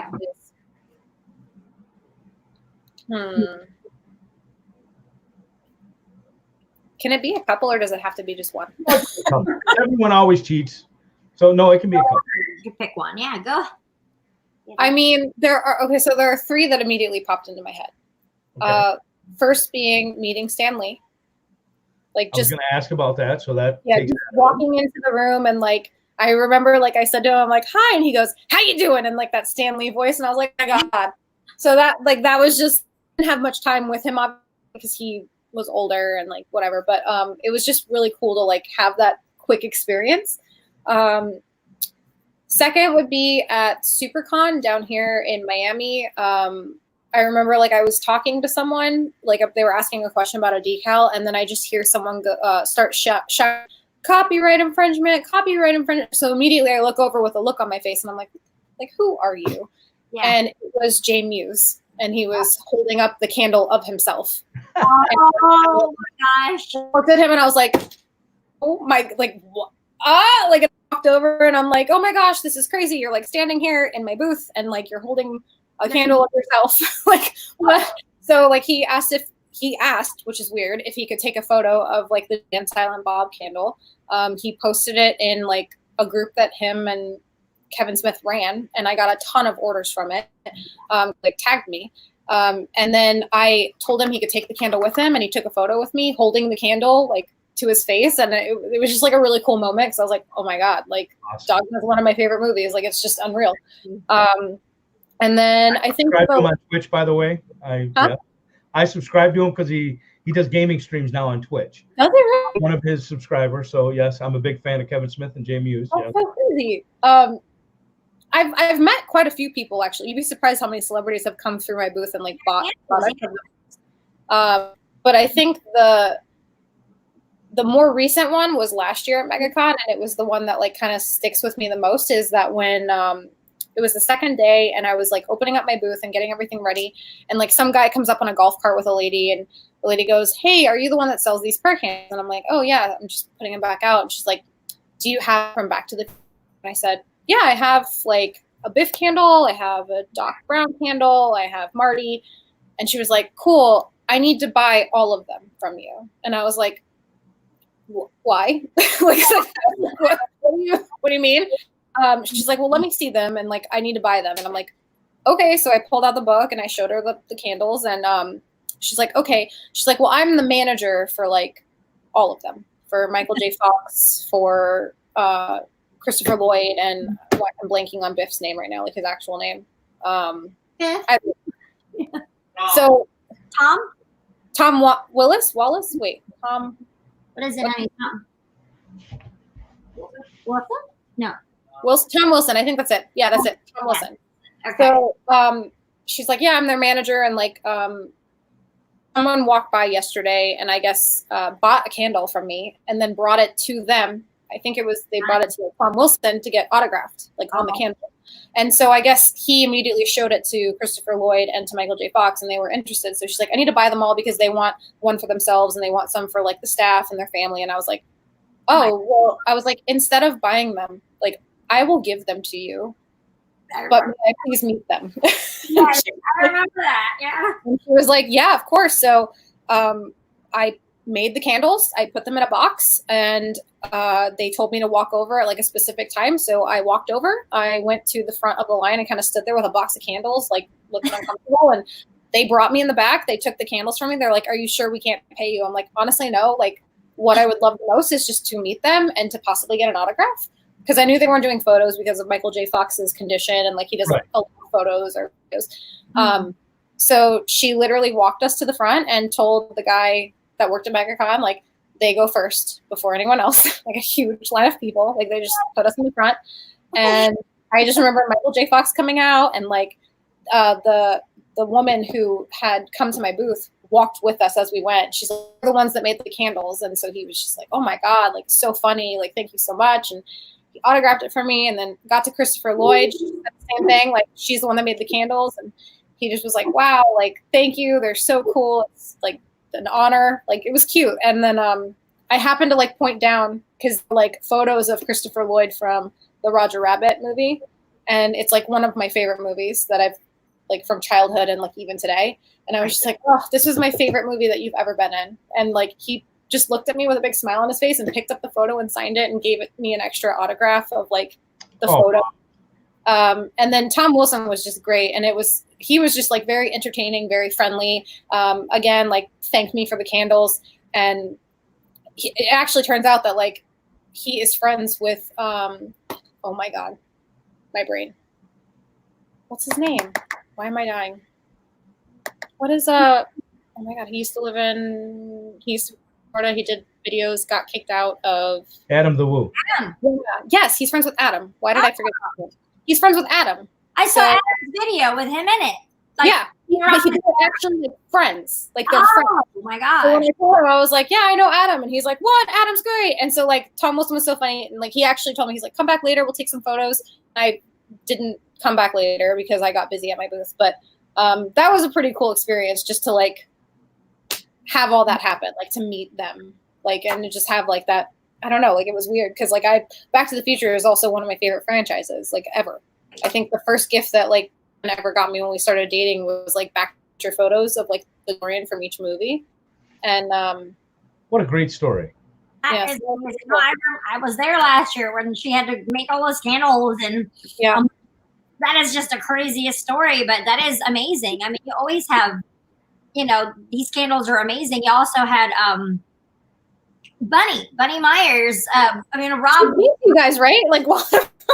Girl. Rob's like, there's some guy. Rob's watching the booth. So Rob has no clue. And he's like, there was some guy that came here. And she works for the Bunny Lady. I'm like, the Bunny Lady? I'm like, what are you talking about? I think I have it over here. Let me see if I can grab it. He doesn't watch Graveyard Girl. I mean, she only has like 9 million subscribers or anything. I mean, really, a lot of you guys, I'm sure, know who Bunny Meyer is or Graveyard Girl. But she had good one. They're sitting in my office, so yes. Oh, that's awesome. Oh, that's so awesome. Tom, he wrote on it Griff, because this was a Griff. And then obviously Michael Fox's is a little hard to see because but awesome. His signature, I mean, obviously if people should know his condition. So I probably should not have put the sticker on the candle. I probably should have left, but either way. So those are the 3 that they signed. It was funny because they asked me if I had a candle for the woman whose name is me because I'm really bad with remembering things under pressure. But the woman who played his mother. Was it Leah Thompson's character? Yeah, I didn't have a Leah Thompson candle. Oh. But she actually was under different management, surprisingly. So they were like, oh, well, that's fine. We don't need Leah Thompson's candle. I was like, okay. Yeah, cool. Because I don't have it. So on the same topic with con and hotels, what is the worst hotel experience you've ever had, Kayleigh? God. Bring the link to the video. and let me, for those watching at home, when I said earlier about Jen is the real deal, she is who she is. Kayleigh right now is the same Kayleigh I can imagine in real life talking to Jen, but on her videos. And it is the most honest, thorough rating that I've ever heard or seen of a hotel ever. So, and God bless you, Kayleigh. You are dedicated to Megacon, let me tell you. Yeah. I mean, that hotel, I think it was called Was it Aurora? Avanti. Allure. Allure. I'm sorry. Avanti also is Allure Resort. I got it written right here. Allure Resort. Yeah, Allure Resort. So, well, just to be clear though, Allure owns Avanti, which is only like half a mile down the street. So don't stay at either of them. I looked into that when I was figuring out everything about this hotel, but the entire experience was wretched. I have a very in-depth video that I made on it. It's very long from what I can remember. June 5th, 2017. That's when it was posted. What was it? It's June 5th, 2017 is when and it says worst hotel experience ever. So if you look up that video, it's the great. I have footage. The one thing that still to this day I don't understand was us getting back to the room after a really full day at Megacon, and we were getting ready because I think we were all going to go to dinner, probably Yard House or something. Yeah. And I remember someone knocking on the door and us saying oh, we're here. And the cleaning lady still opened the door and came in and started cleaning around us and went into the bathroom and did a bunch of stuff. And we were just standing in the room. I'm like, what if any of us had been naked? What if any of us had been in any shape or form compromised? Right. She just walked in, and I took video of it. I have video of her walking in, and there was a day it came back, maybe it was the same day or separate day, but there were dirty sheets that weren't from our room just sitting on a chair. It was just, there was blood stains. It was bad. And I remember complaining to the hotel about it, and they totally did not care. And normally if bad like that happened, I would just be I would be done with it. I'm just never staying there again. But I think because of the way the hotel reacted was why I got so upset. And I don't do this. So I don't want to think that I'm not Karen.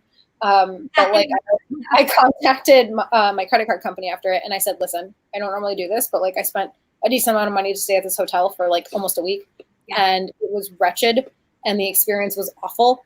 And I just want to send you this video, and then you do what you want with the charge. And the credit card company let me email it to them, and then they ended up refunding me based on the video. Your detail, because it was so, you did it right after you stayed there, and it was so detailed. It's like, and hats off to you, because I mean, I understand there was nowhere else to go. That's the only place you could. There would have been no way to get another room anywhere, because it was sold out. Every single hotel was sold out. Look, during Megacon week, yeah, it's full. There's nowhere to go.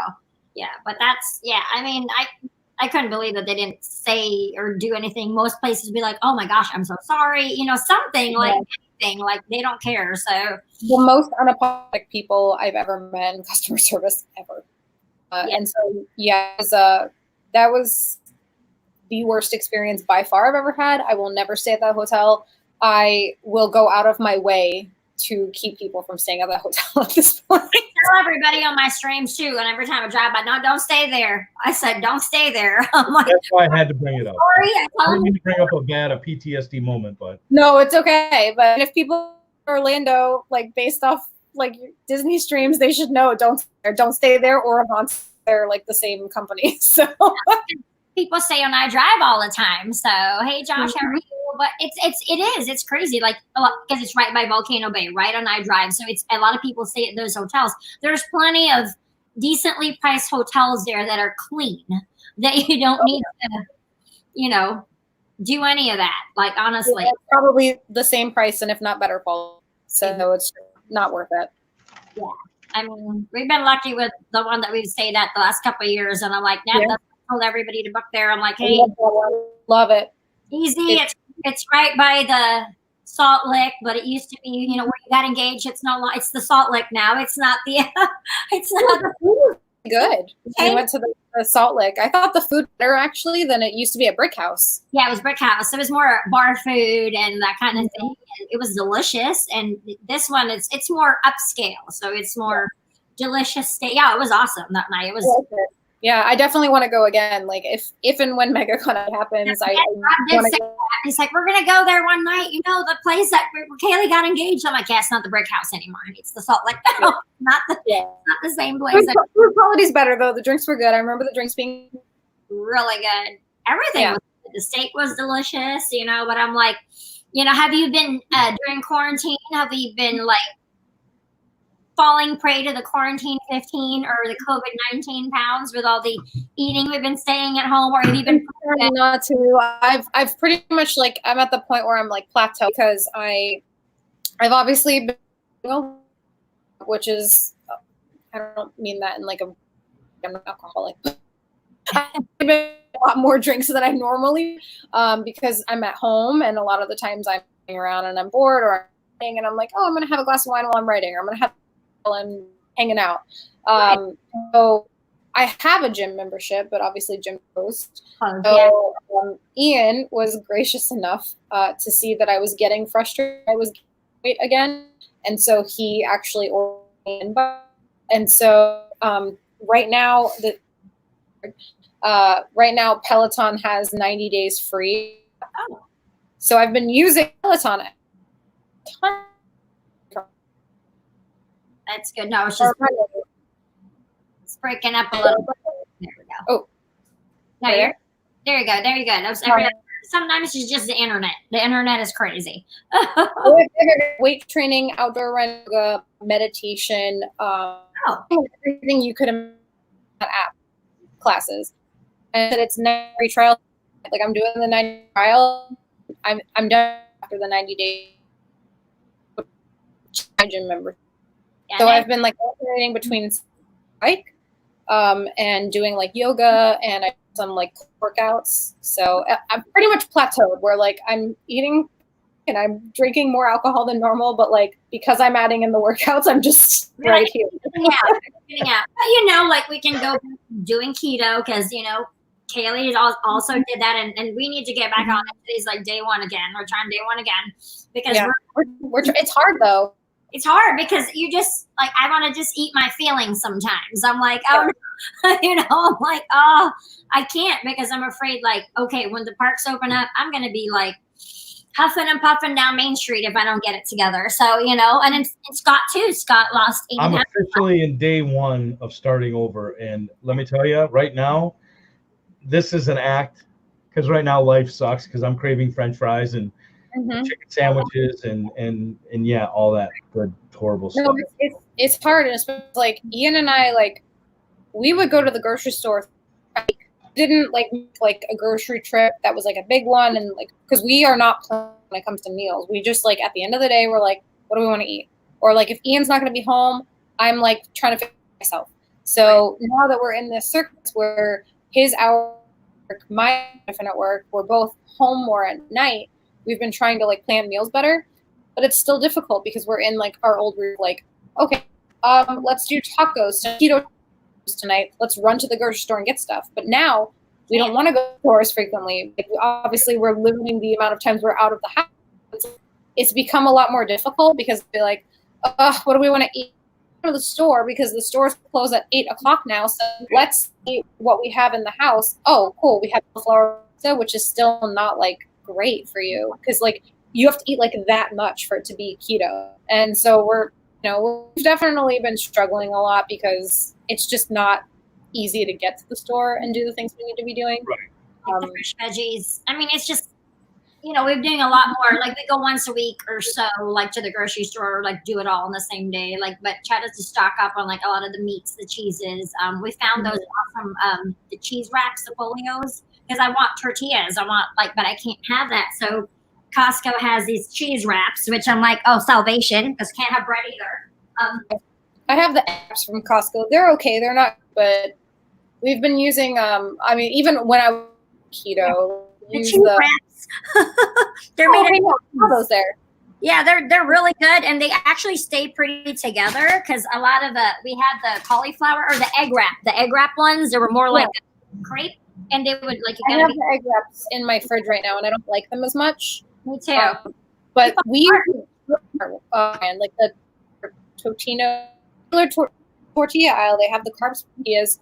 Yeah, they're 4 carbs per tortilla. Like now, they're actually making all ones that are like 2 carbs per tortilla. Yeah, I need to find them because Scott was telling me about them last night that they have the low carb their tortilla. Well, they're delicious. They don't taste any different. They're fantastic. That's good because I'm also consuming so much gluten, so that my poor body is not happy either. I'm like, okay, it's probably time to quit eating. Like, you know, Rob will go to the gas station or like whatever. Like, is that still open late? I seen like the other night I was like the wall was still open, and I'm like, it's 8 o'clock. They're still open. I'm like, it's 10 o'clock at night. I was like, wow. And the wall was packed. I had to go get air in my because I hadn't driven my car in so long. And I'm like, wow. Wawa was packed and nobody had a mask on it. And then I was like, you know, you're kind of different now with your outlook because you're like, why doesn't nobody have a mask on? But Costco, on the other hand, high security in there. They're like, but he's like every people that go in coolers, like everything. They're hard. So like, you know, everybody's like, oh, I don't even go out like the groceries, but I want to be able to pick out my own food and like more cognizant about what you're touching or what will wear gloves. I open like the freezer and then he grabs the food, but he doesn't do anything dirty. So I'm touching things and then he touches the food. And then when I get home, I spray the outside packaging with like bleach and everything down before I put everything in the freezer. And I think we all are doing that, or you stick them in your garage and spray them down before you bring them in the house. It's just kind of crazy. Have you been doing that with like Amazon and everything, like spraying everything down? Oh, I'm sitting for a day. Like anything inside the package, like if any possibility of anything had been created within the package, like for a day of like the heat and just sitting, it would best. But the package itself, I usually wait a day before I open it, and I just toss it immediately. Yeah. Well, that's good. I don't know. I've been trying to also limit things I'm actually ordering. Right. It takes forever anyway. Like I've had to order like stuff from Amazon. It's just taken forever because of these masks. I'm I mean, the first batch I'm just trying to give to people before I know people want them. They want to buy masks, and I'm waiting for this elastic. I've ordered it for over a week, and it's taken forever. All of like, if you go to the craft store, if you go to Jedi, there's nothing. Like, it's really like, body tape, elastic, you name it, fabric. All Disney fabric is like, it's making masks now. Breaking up. Thank goodness we have a sewing machine, Rocky for his costumes, but we're just trying to find ways to adhere the mask. He's got to get creative and find. Oh my God. Taking a breath? Hold on. Luna's like, those kids. Dude. Right? Dude. Those kids are rocking down the street. Yeah. Riley doesn't do that. Only when somebody rings the doorbell, she's like, starts freaking out. Or the delivery guy, like food delivery guy. Anyone walking remotely outside, she loses her mind. Nobody can walk outside, just her. So yeah, we have a dog named Duke that's Newfoundland, and he does the same thing. So that's what earlier at my house was Duke, because we had the front door open. I'm just noticing it more now that I'm home all the time. Like, oh my God. Like, it's like, well, I want the windows open because I prefer natural light and I keep the lights off, but like, she's just she freaks out if you have it on. Like, she just sees the neighbors.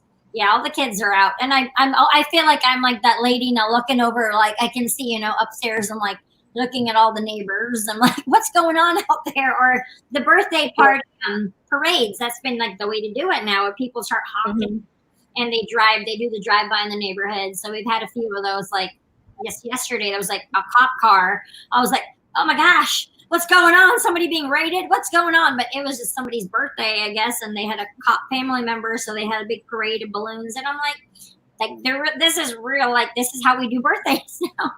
Yeah, sure. In quarantine my birthday. I do have a quarantine birthday.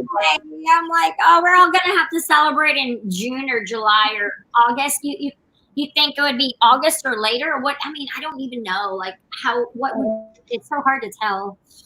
I don't know. Like, I feel like the point is just take it day by day, because I don't, like, this is precedent. At least in the last, like, like in America this bad? Like, yeah.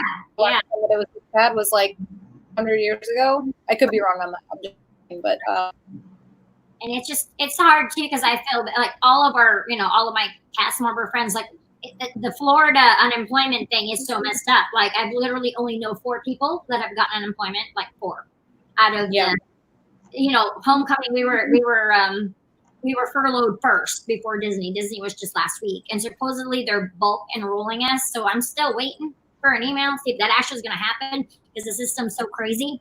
So yeah, it's been like 8 weeks, still not holding our breath, but it's like, yeah, that's why you got to just do multiple points of hustle, because you can't, our system's broken. At least you guys in Michigan, they've got it together.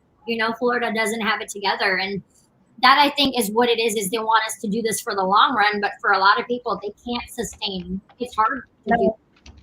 I mean, even like, and that I'm in, like, just not like where for my job, it's not like, it's not going to be sustainable to like stay. No.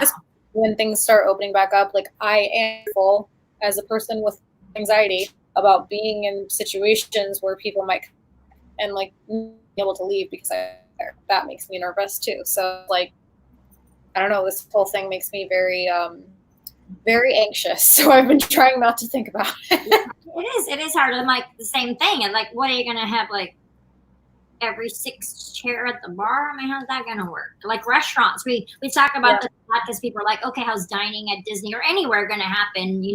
It's gonna be less than maybe 30% of capacity. So 300-person restaurant, maybe 60 people will be able to be allowed in there at the same time, if that's even allowed. Skip every other table. And I'm like, well, what happens to us, like behind the bar? There's always 2 people behind the bar. I guess you stay on that end and I stay on this end. I'm like, but you still have to intersect, like logistically, like those things I think about too. And I'm like, how are they gonna open it in phases? And I'm like, how is that gonna work? And Disney Springs, it opens first. They said, I'm like, but were they going to start doing security at Disney Springs now? Because we don't even have security there, really, like a checkpoint. And we're talking about that, like, I don't feel comfortable with somebody digging in my bag with them not changing their gloves. And that's my main gripe about Disney is I really wish that they had the x-ray machines like Universal did, so nobody has to touch your bag. I don't want them digging in my stuff, and it takes forever. And now you can't be digging in people's stuff. You know, you shouldn't be. I totally understand the anxiety because I'm a controls electrician here in Detroit, and I service a lot of conveyor systems, logistic systems for manufacturing. Chrysler, Ford, GM, Tier 2, Tier 3. And Thursday, I'm supposed to go back because they're starting to roll out whatever. Well, roll out to me means that, okay, you're phase 1 of the guinea pigs. And we're going to send you out and see if you get it. And then in a couple of weeks, if you don't have it, then we'll open it. But, hey, if you get it, thanks for the test. We're going to stay home, you know. Yeah. So that's – and the people that are saying that we should phase this out in phase 1 and phase 2, they sit in an office away from everybody, not in the general public, where I'm in facilities with sometimes up to 3,000 people. So, you know, in GM Tech Center, that's where I do General Motors Technical Center. At any given time, they can have 25,000 people there. So, I mean, I don't feel safe in my anxiety level. I'm dreading Thursday. So that's why I've been doing this with Jen, is to keep my mind off of it. But I haven't been sleeping. I haven't been nothing. So thank goodness for a house party. You know, it's just like, I like it better. We haven't tried Zoom, but I know a lot of people do Zoom as well. But I mean, house party to me, it's free and it's just easy. You know, it's an app. You go on there. There's games. You can play games. There's like Disney trivia and all of that. So it's been kind of our salvation and our sanity, just to, you know, like even say hi to each other every day, or we spend like we have house party on our phones, like from waking to going to bed, just because you feel like you're with somebody, or you're, you know, like if Rob's still going to work because he's in a hospital, so he doesn't really stay home every day. Like he'll have an extra day off a week, but he's still going to work. So I'm like, yeah, but you know, I know it's the same way. Like you feel like you're not, like, to me, it's the social thing. I need to be around people, and I like talking to people. I don't have any. No, I'm very introverted. I actually prefer to be home, but like I don't like not being able to go do things when I want to do things. Like now I'm forced to be home and not see my friends, and like even as like I would have friends over my house like a couple times a week, or I would go visit a friend, but now like not having the ability to do that when I want to do is what like makes me like kind of like not loving this, because I do have some friends who are like, oh, I'm introverted, this is great, and I'm like, yes, I am too, but like I call myself an introvert extrovert because I'm only extroverted when I want to be, and now I can't. Right. I mean, I don't think you could be introverted forever. I mean, there's a reason why solitary confinement is punishment. You know, like you can only take so much, you know, like it's good to be alone. I do that too, where I'm like, I just want to binge watch 90 Day Fiance and not talk to anybody. But then you're just like, okay, that's good for a few hours. And then you need, like that social, like you just do even, like being on the phone. And thank goodness we live in the age that we do now, or else I don't even know. You know, I don't think it'll ever be the same again. People are like, oh, I can't wait. It's normal. It's not going to be the same ever again. Yeah, it's not. Things are going to change no matter what. Like I was telling Ian the other day, I could totally see like just like wearing a mask in like big public places is going to become a norm, like it is in like a lot of Asian countries. And then for us having to work, we're going to have to work with a mask on. I'm like, how is that going to work? I mean, you're supposed to smile. That's part of your like costume or whatever. Like greeting guests, like they're teaching you to like just smile with your eyes so you don't have to move your mouth, just like exactly. I guess in Shanghai they're like you're allowed to take your mask off in the restaurant, like once you're in the restaurant, because they have the tables and everything social distance. I'm like, good. I'm like 8 hours behind a bar sweating with the mask. That's also one though. Like, or are you gonna have bars and restaurants when you like are saying wear a mask, but like you have to take it off to like take it, or like take to eat food. You're completely negating the fact that you're saying wear a mask, because then it's like, well, what was the point ever? Like, I don't know. I just feel like it's going to be very difficult, and I think that once people start realizing the hoops that have to be jumped to make this work, want it to work. I don't know. But here's a question. This is going to be a stinger. This one's going to sting a little. For the people and everybody watching, I have not heard this brought up yet. And for someone who I've watched a vast majority of your videos and someone who truly loves Halloween as you do, is this the end of Halloween? What? As far as trick-or-treating? I could honestly see it. Yeah. I just think feel about like, it. I'm just saying, you know, yeah. no one's brought it up, and I haven't heard anybody talk about it. But now At the Halloween party, that because you know how like they dig their hands in the big bucket of candy and give you candy. And but I mean, here and I know it's big everywhere, but like here in Michigan, in the Midwest, it's, you know, trick or treating. That's the thing, you know, kids everywhere, you know, trunk or treat, and then actually on Halloween. But there's so many events leading up to it. Is this the end of it? Is this this prepackaged in a sterile bag? Here you go, stop trip, and that's it. From the Midwest, because Ian's from the Midwest, so they go out there too all the time. So, but yeah, that's true. Like, I don't know. Yeah, I've seen the cheesehead pictures. Are they going to be like packaged like candy? Like they have to be like sterile packaged candy and be like. Well, that's what I mean. Have we seen the end of the traditional door-to-door trick-or-treating? Is this, you know what I mean? I could see that being the case, like as sad as it is. And like, I obviously don't trick or treat, or like usually I just have like a Halloween party, but I could definitely see that happening. And I think that it's definitely, I mean, what's worse is like, I can see it changing everything. So like big events, like, you know, places doing Halloween parties, like, you know, hosting types of events, like it's going to change everything. And I think like, that's the part that's like, very hard to grasp, since no one knows really what happened, because it's not been something that like everyone's had to address. And it's kind of interesting to think that way too, like thinking back now, like with things only have been different now for what, a little over a month, like, and thinking like, okay, well, I remember 42 like, days. just back in February, like I'd meet people for the first time, I'd shake their hand, and I wouldn't even think anything. Like I would shake their hand, I didn't immediately wash it. I might even touch my face. I didn't even finger in my eye. Like, and I didn't get sick. Like, but it's just weird thinking like this is now, like it's. I think the part of it that's hard to grasp, and I think it's the part that is making some people not believe it or whatever they want to. Like, it doesn't exist. Like it's a conspiracy. It's not real. I'm like, you can't physically see this happening. Like you can't physically see the virus, so people are getting sick, and there's no real indicator because it is so invisible. And I think that is what is freaking out the most. And I think until it happens to you or to a member of your family or to someone you know, it doesn't become real. Yeah. And I think that's why some people are like, well, oh my God, but like the number of flu victims are higher. Well, no, they're not. Because like flu victims, like people who have the flu, that's a yearly, that's 365 days. Yeah. This has been, and you want to like talk about the amount of people who have like acquired it in a month. So it's just, like, well, but it as we hit different thresholds, there people constantly compare it. You know, the first thing that we heard here in Michigan was, you know, 2009, the H1N1, you know, blah, blah, blah, blah, blah. That was way worse than this. Well, we've already passed those numbers. 26,000 people died in a year. From April to March, 2009 and 2010, we've doubled those. So, I mean, and the whole country, for the most part, with some states, have been on shutdown for 4 to 6 weeks. I think today is the day that it passed 1 million cases in the United States. Yep.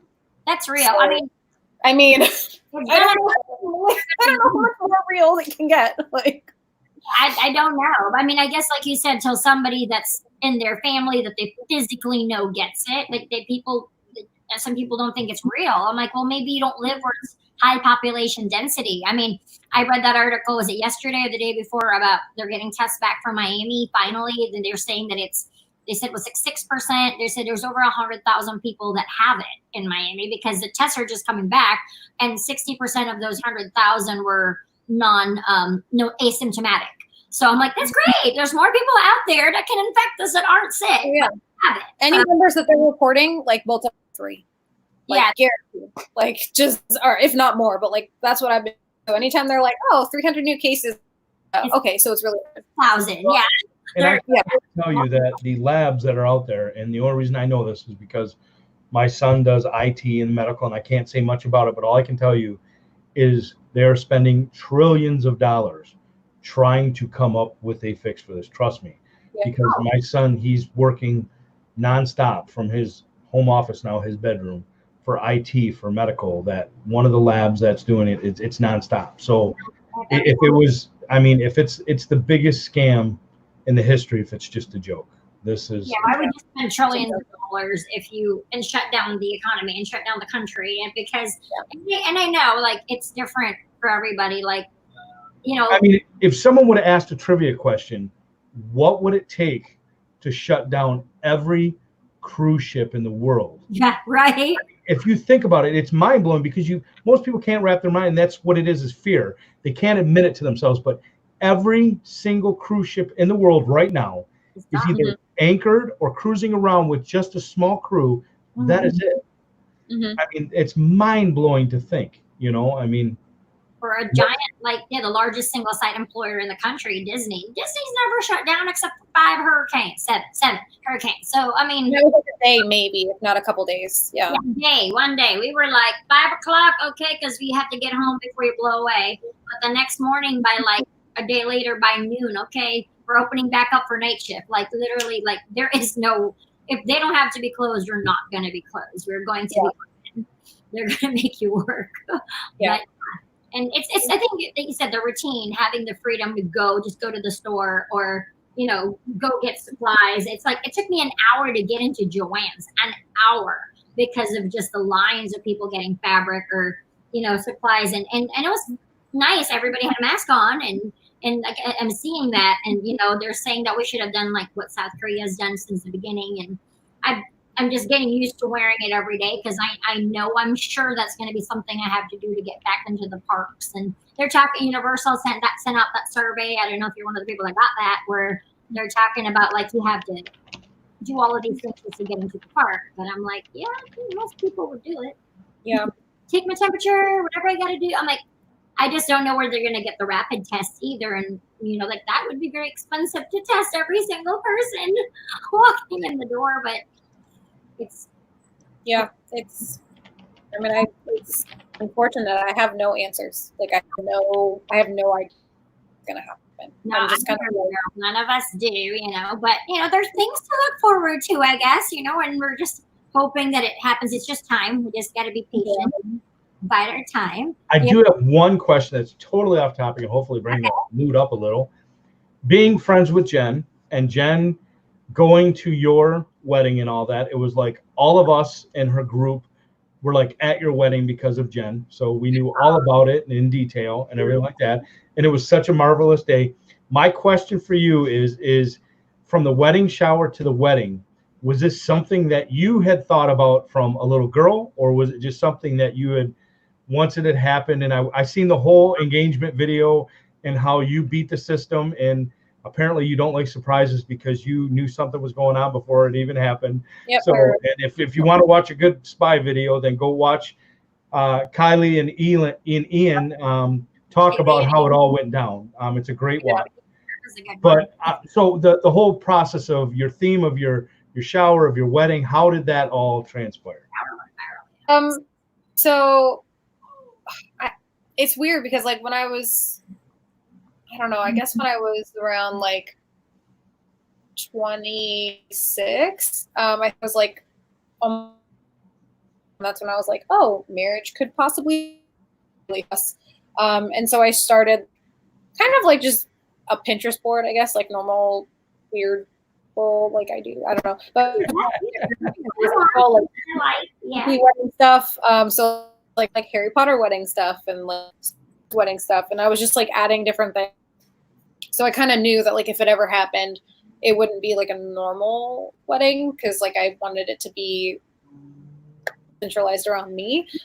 Ian is like, he likes Star Wars. He doesn't like Harry Potter. We're very different people, but we have some interests that are, so we try to incorporate as much as possible of our similarities while also like he let me kind of run with what I was doing because I made all of the decorations and everything. Like I planned it all. So my shower, I didn't have a say in that, and I'm happy I didn't because I wanted to control everything. And so my friends, like the girls who were like, hey, we want to do a themed shower for you. Do you want us to pick the theme? And I said, yeah, like that'd be cool, like the theme. So they came to me and said, okay, we're doing an office theme shower. And I didn't know what to expect because the office is my and that's cool. I was like, so if you guys are not going to let me plan anything, can I at least like do one thing? Like, can I have the favors? I like, you know, whatever. So they ended up letting me make the favors. They didn't tell me anything else about the shower. They were just like, sure, you can make the favors for anyone attending. So ended up like working out really, took photos of it and took off on the internet. And it was so fun. And like, it really was eye-opening to me because I'm a type of person that like has, like, I don't like say it, like I don't throw it in people's faces, but like I really do try to go out of my way to like make sure everyone around me is very happy. And like I would give food on my plate before I ate it. Yep. And so it was like very like heartwarming and like a moment that like I didn't expect, like realizing like how much thought and like planning went into the shower and like how my friends cared about like every detail. So really cool to like experience that. And as far as it goes with everything else, I mean, I didn't really have like a plan. Like everything I did was kind of, okay, cool. Name our wedding drinks. What should we name them? And then like mine, that's what he said. And, you know, Ian named his, what I already forgot, whatever he named it. But I don't know, like it was just kind of like as we went, like I'm like, oh, this would be cool. Like, oh, let's name the tables after like locations in Harry Potter. Like, but it was so creative. Like you had never done a wedding like that, and then she made all the decorations. I mean, I'm sure you guys saw it. Her bridal shower was office themed, and it went viral. It was amazing. Just the theming, like the thought. It's like you'd never seen a wedding like that, and you made all of those decorations yourself. You know? Yeah, I made everything. I made the giant like daily prophet because I didn't want to do like the paper. I tried to be very like conscious about the wedding. So like the plates that we had, the buffet, like the food truck, like made the food and set it up, and then specifically asked me if I want their like cutlery, and I'm no, because I went and I ordered biodegradable plates made out of like palm tree leaves. I bought biodegradable silverware. Like the plasticware was like cornstarch. The was at the bar were made out of like some cornstarch. So like everything I tried to get was like biodegradable, and I didn't want to have like programs like paper that no one was going to care about. So I designed like a giant poster of like the Daily Prophet like as the program, and then had that at the entry. It's now hanging in our house. Like all of that I made, did all of it, and it took a lot of time. And I think honestly, if someone were to ask me if it's cheaper to plan a wedding and like make everything yourself, it's not, because I probably ended up spending more, maybe a little less. I wouldn't say more, but like I probably still spent less than I normally would have spent if like I had someone else do it. But like the amount of work and like days just like focusing and like having like my bridesmaids over, whoever came over to help me, because we had no real flowers. It was all fake flowers, and like I had to like make all of it, everything, and like it was a lot of work. Time. And even had like bug spray and deodorant, like things, the little things that would be like, what would somebody need in the bathroom if you know you had an emergency or was hot or something. You had all of those. Like you thought of all the little details, you know. And then the food was delicious. That food truck was yum. I mean, I just think that you know you couldn't have done. I don't think anybody, if you paid somebody to do it, could have done any better, because it wouldn't be like your vision. Yes, it was time consuming and all of that, but you had it exactly the way you wanted it. Yeah, designing like that's everything. I mean, even down to like the playlist, like the DJ.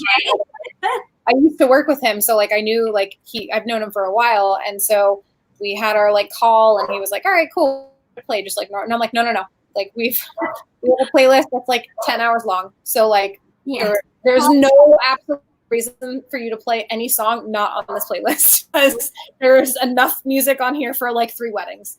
Exactly. So we just gave him the playlist, and he ended up playing a few songs that we didn't have, and like there were a couple songs on my absolutely do not playlist that he played.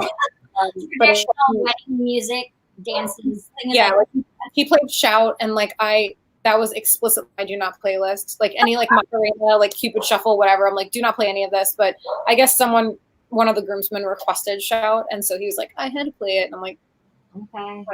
But I was so like down to like the T with what we wanted, and it was great. And like I know a lot of people were like, oh, it's gonna flash before your eyes, you won't remember it, but like I still remember everything. Like, well, that was my question. Did you enjoy it? Planning it Yep, all, did you enjoy it?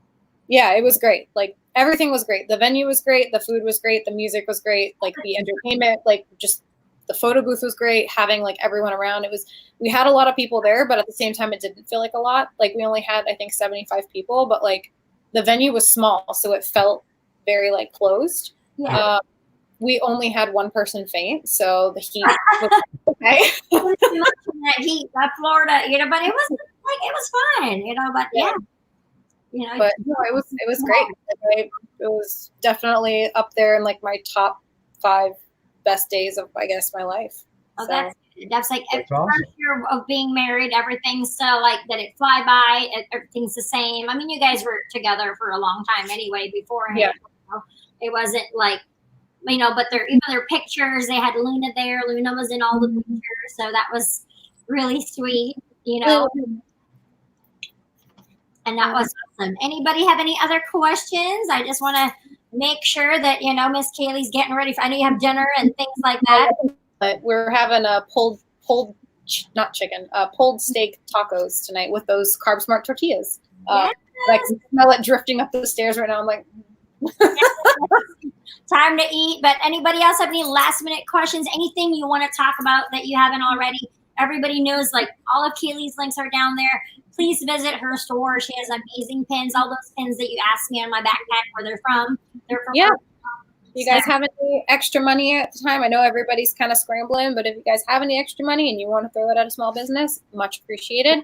If you're interested in sci-fi, you can check Patreon, and like if you want to read excerpts from the chapters every month, that is up there as well. But other than that, just everybody stay safe, because right now is weird. Absolutely. And Scott, you have anything else, last minute things you want to ask or say, or are you good? I have probably 50 more questions that I could ask, but we'll let Kayleigh get to dinner. Rapid fire, really quick, like yes, no, like. Rapid When fire. was your first con? Supercon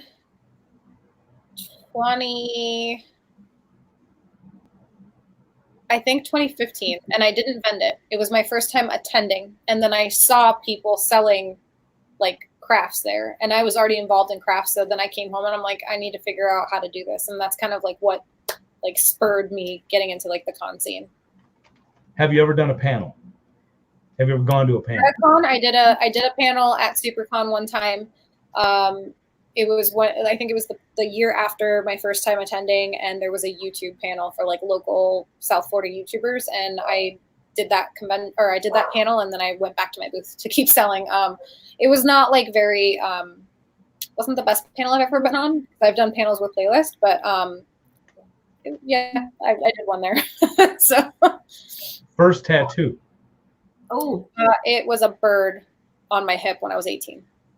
Favorite tattoo? just so many. I guess just my whole arm. Like, I love your sleeve. because there's not like I can't pick specifically. It's like 99% done. I had 2 appointments scheduled that have already been canceled because of the quarantine, but like I need to finish my elbow, like, because that's not done. But I think just my whole arm. Like I really like it. Like everything on it. Like it's all like just my favorite things from Harry Potter. So just all of it. Are you Florida born, or are you from somewhere else? California. California girl. I think that's about it. Oh wait, cat or dog? I know you got a dog, but Dog. No, dogs every day. The question we ask everybody. 2 more questions, and that's all I got. Favorite ride at Disney or Universal, any Orlando theme park, and favorite restaurant in say Florida. Okay. Well, I can give you my favorite ride from both parks. My favorite ride at Disney is Rock and Roller Coaster. It's the one thing that I have to ride multiple times every time I go. My favorite ride from Universal, it's like, this is going to sound crazy. It's kind of a tie between Transformers and I can't remember what it's called. It's been so long that I've been there. What's Gringotts? Yes. Is it just called Gringotts? Escape from Gringotts. Escape from Gringotts. I haven't ridden it so long, but those are like my 2 favorites, because I just really like the actual physical movement involved with like the 3D effects. Yes. Like, I mean, just the scene with like the dragon. Like, I think you will love Hagrid. You will love it. I can't wait to ride it. I really want to ride it. And then like the rides at Star Wars, I'm sure that my favorite rides are going to change once I like experience them.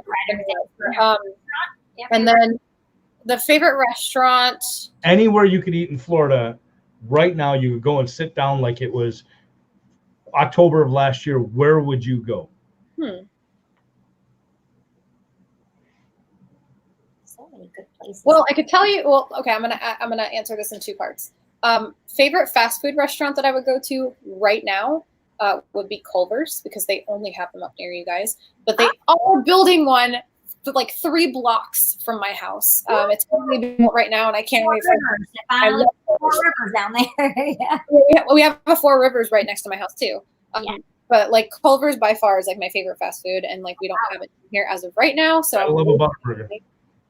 Butterburgers are the best. Their fries are so good too.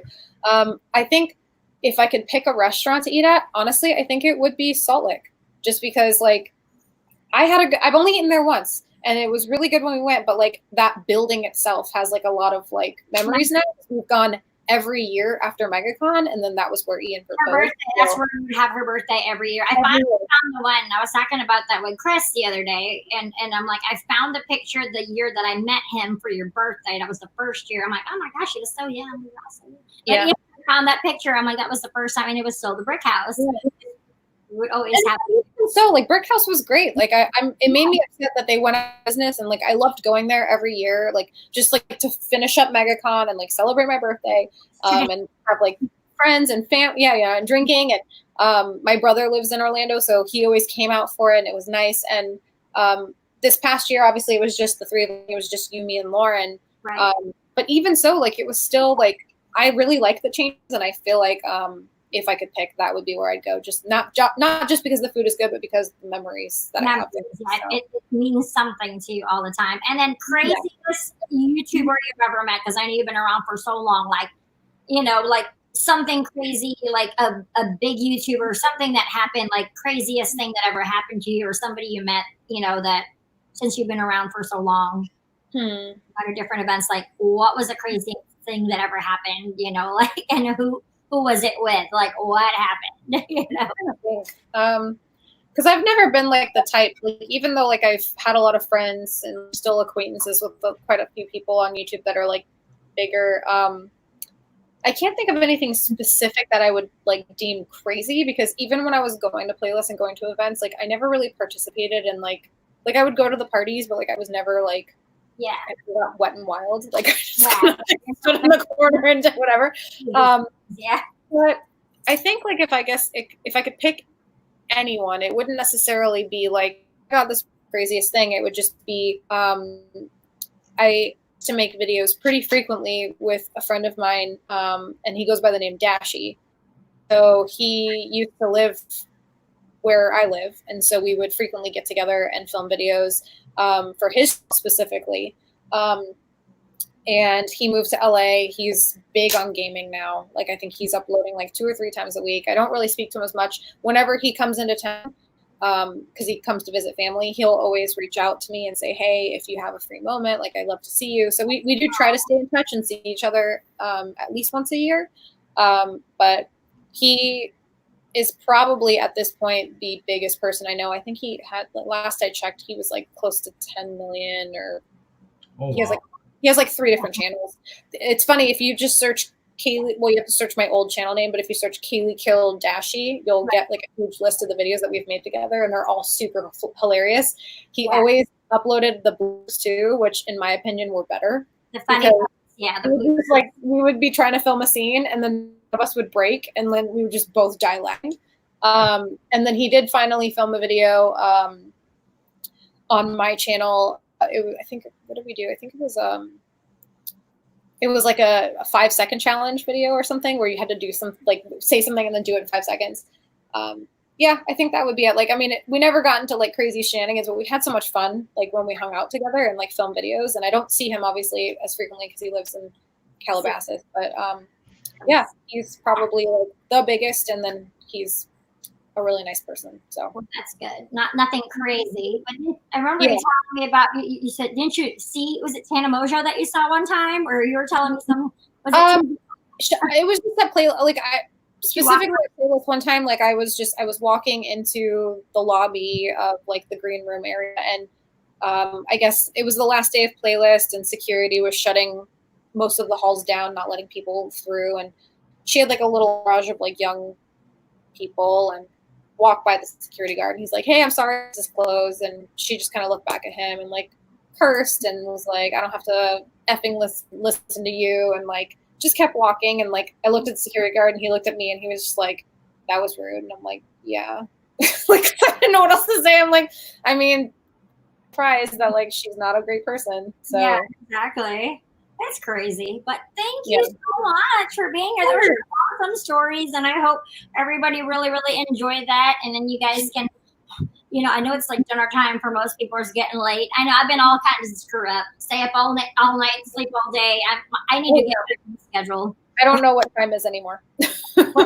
Kayleigh, it was so nice meeting you. It was a pleasure. Finally, after watching all your videos for 2.5 years, it was finally nice to find you. Thank you. No, you get to meet you too. Like, I mean, we'll keep in touch. Like I said, I'm going to send you guys. Well, I'll reach out to you, Jen. I'll send you the link to my book, and you can pass it on to that. So hopefully, you'll get to maybe if they push back Megacon again. I don't know, but I mean, if they push it all the way back to October, then you'll be here anyway. Well, I got a feeling that if they go that far, they're just going to say we're just going to wait till next year. I think if they're going to push it at the end of the year, they're just going to say it's 2021. And I hate to say it, and this is just my theory, but I think all these people that are signing up, all these actors and everything that are signing up are doing it because they know it's going to be canceled. Yeah. I mean, I hate to say it because there's more now than originally there was supposed to be, and so I don't know. Yeah. But selfishly, I hope it gets postponed because I can't go. Sorry, guys. Sorry. It's okay.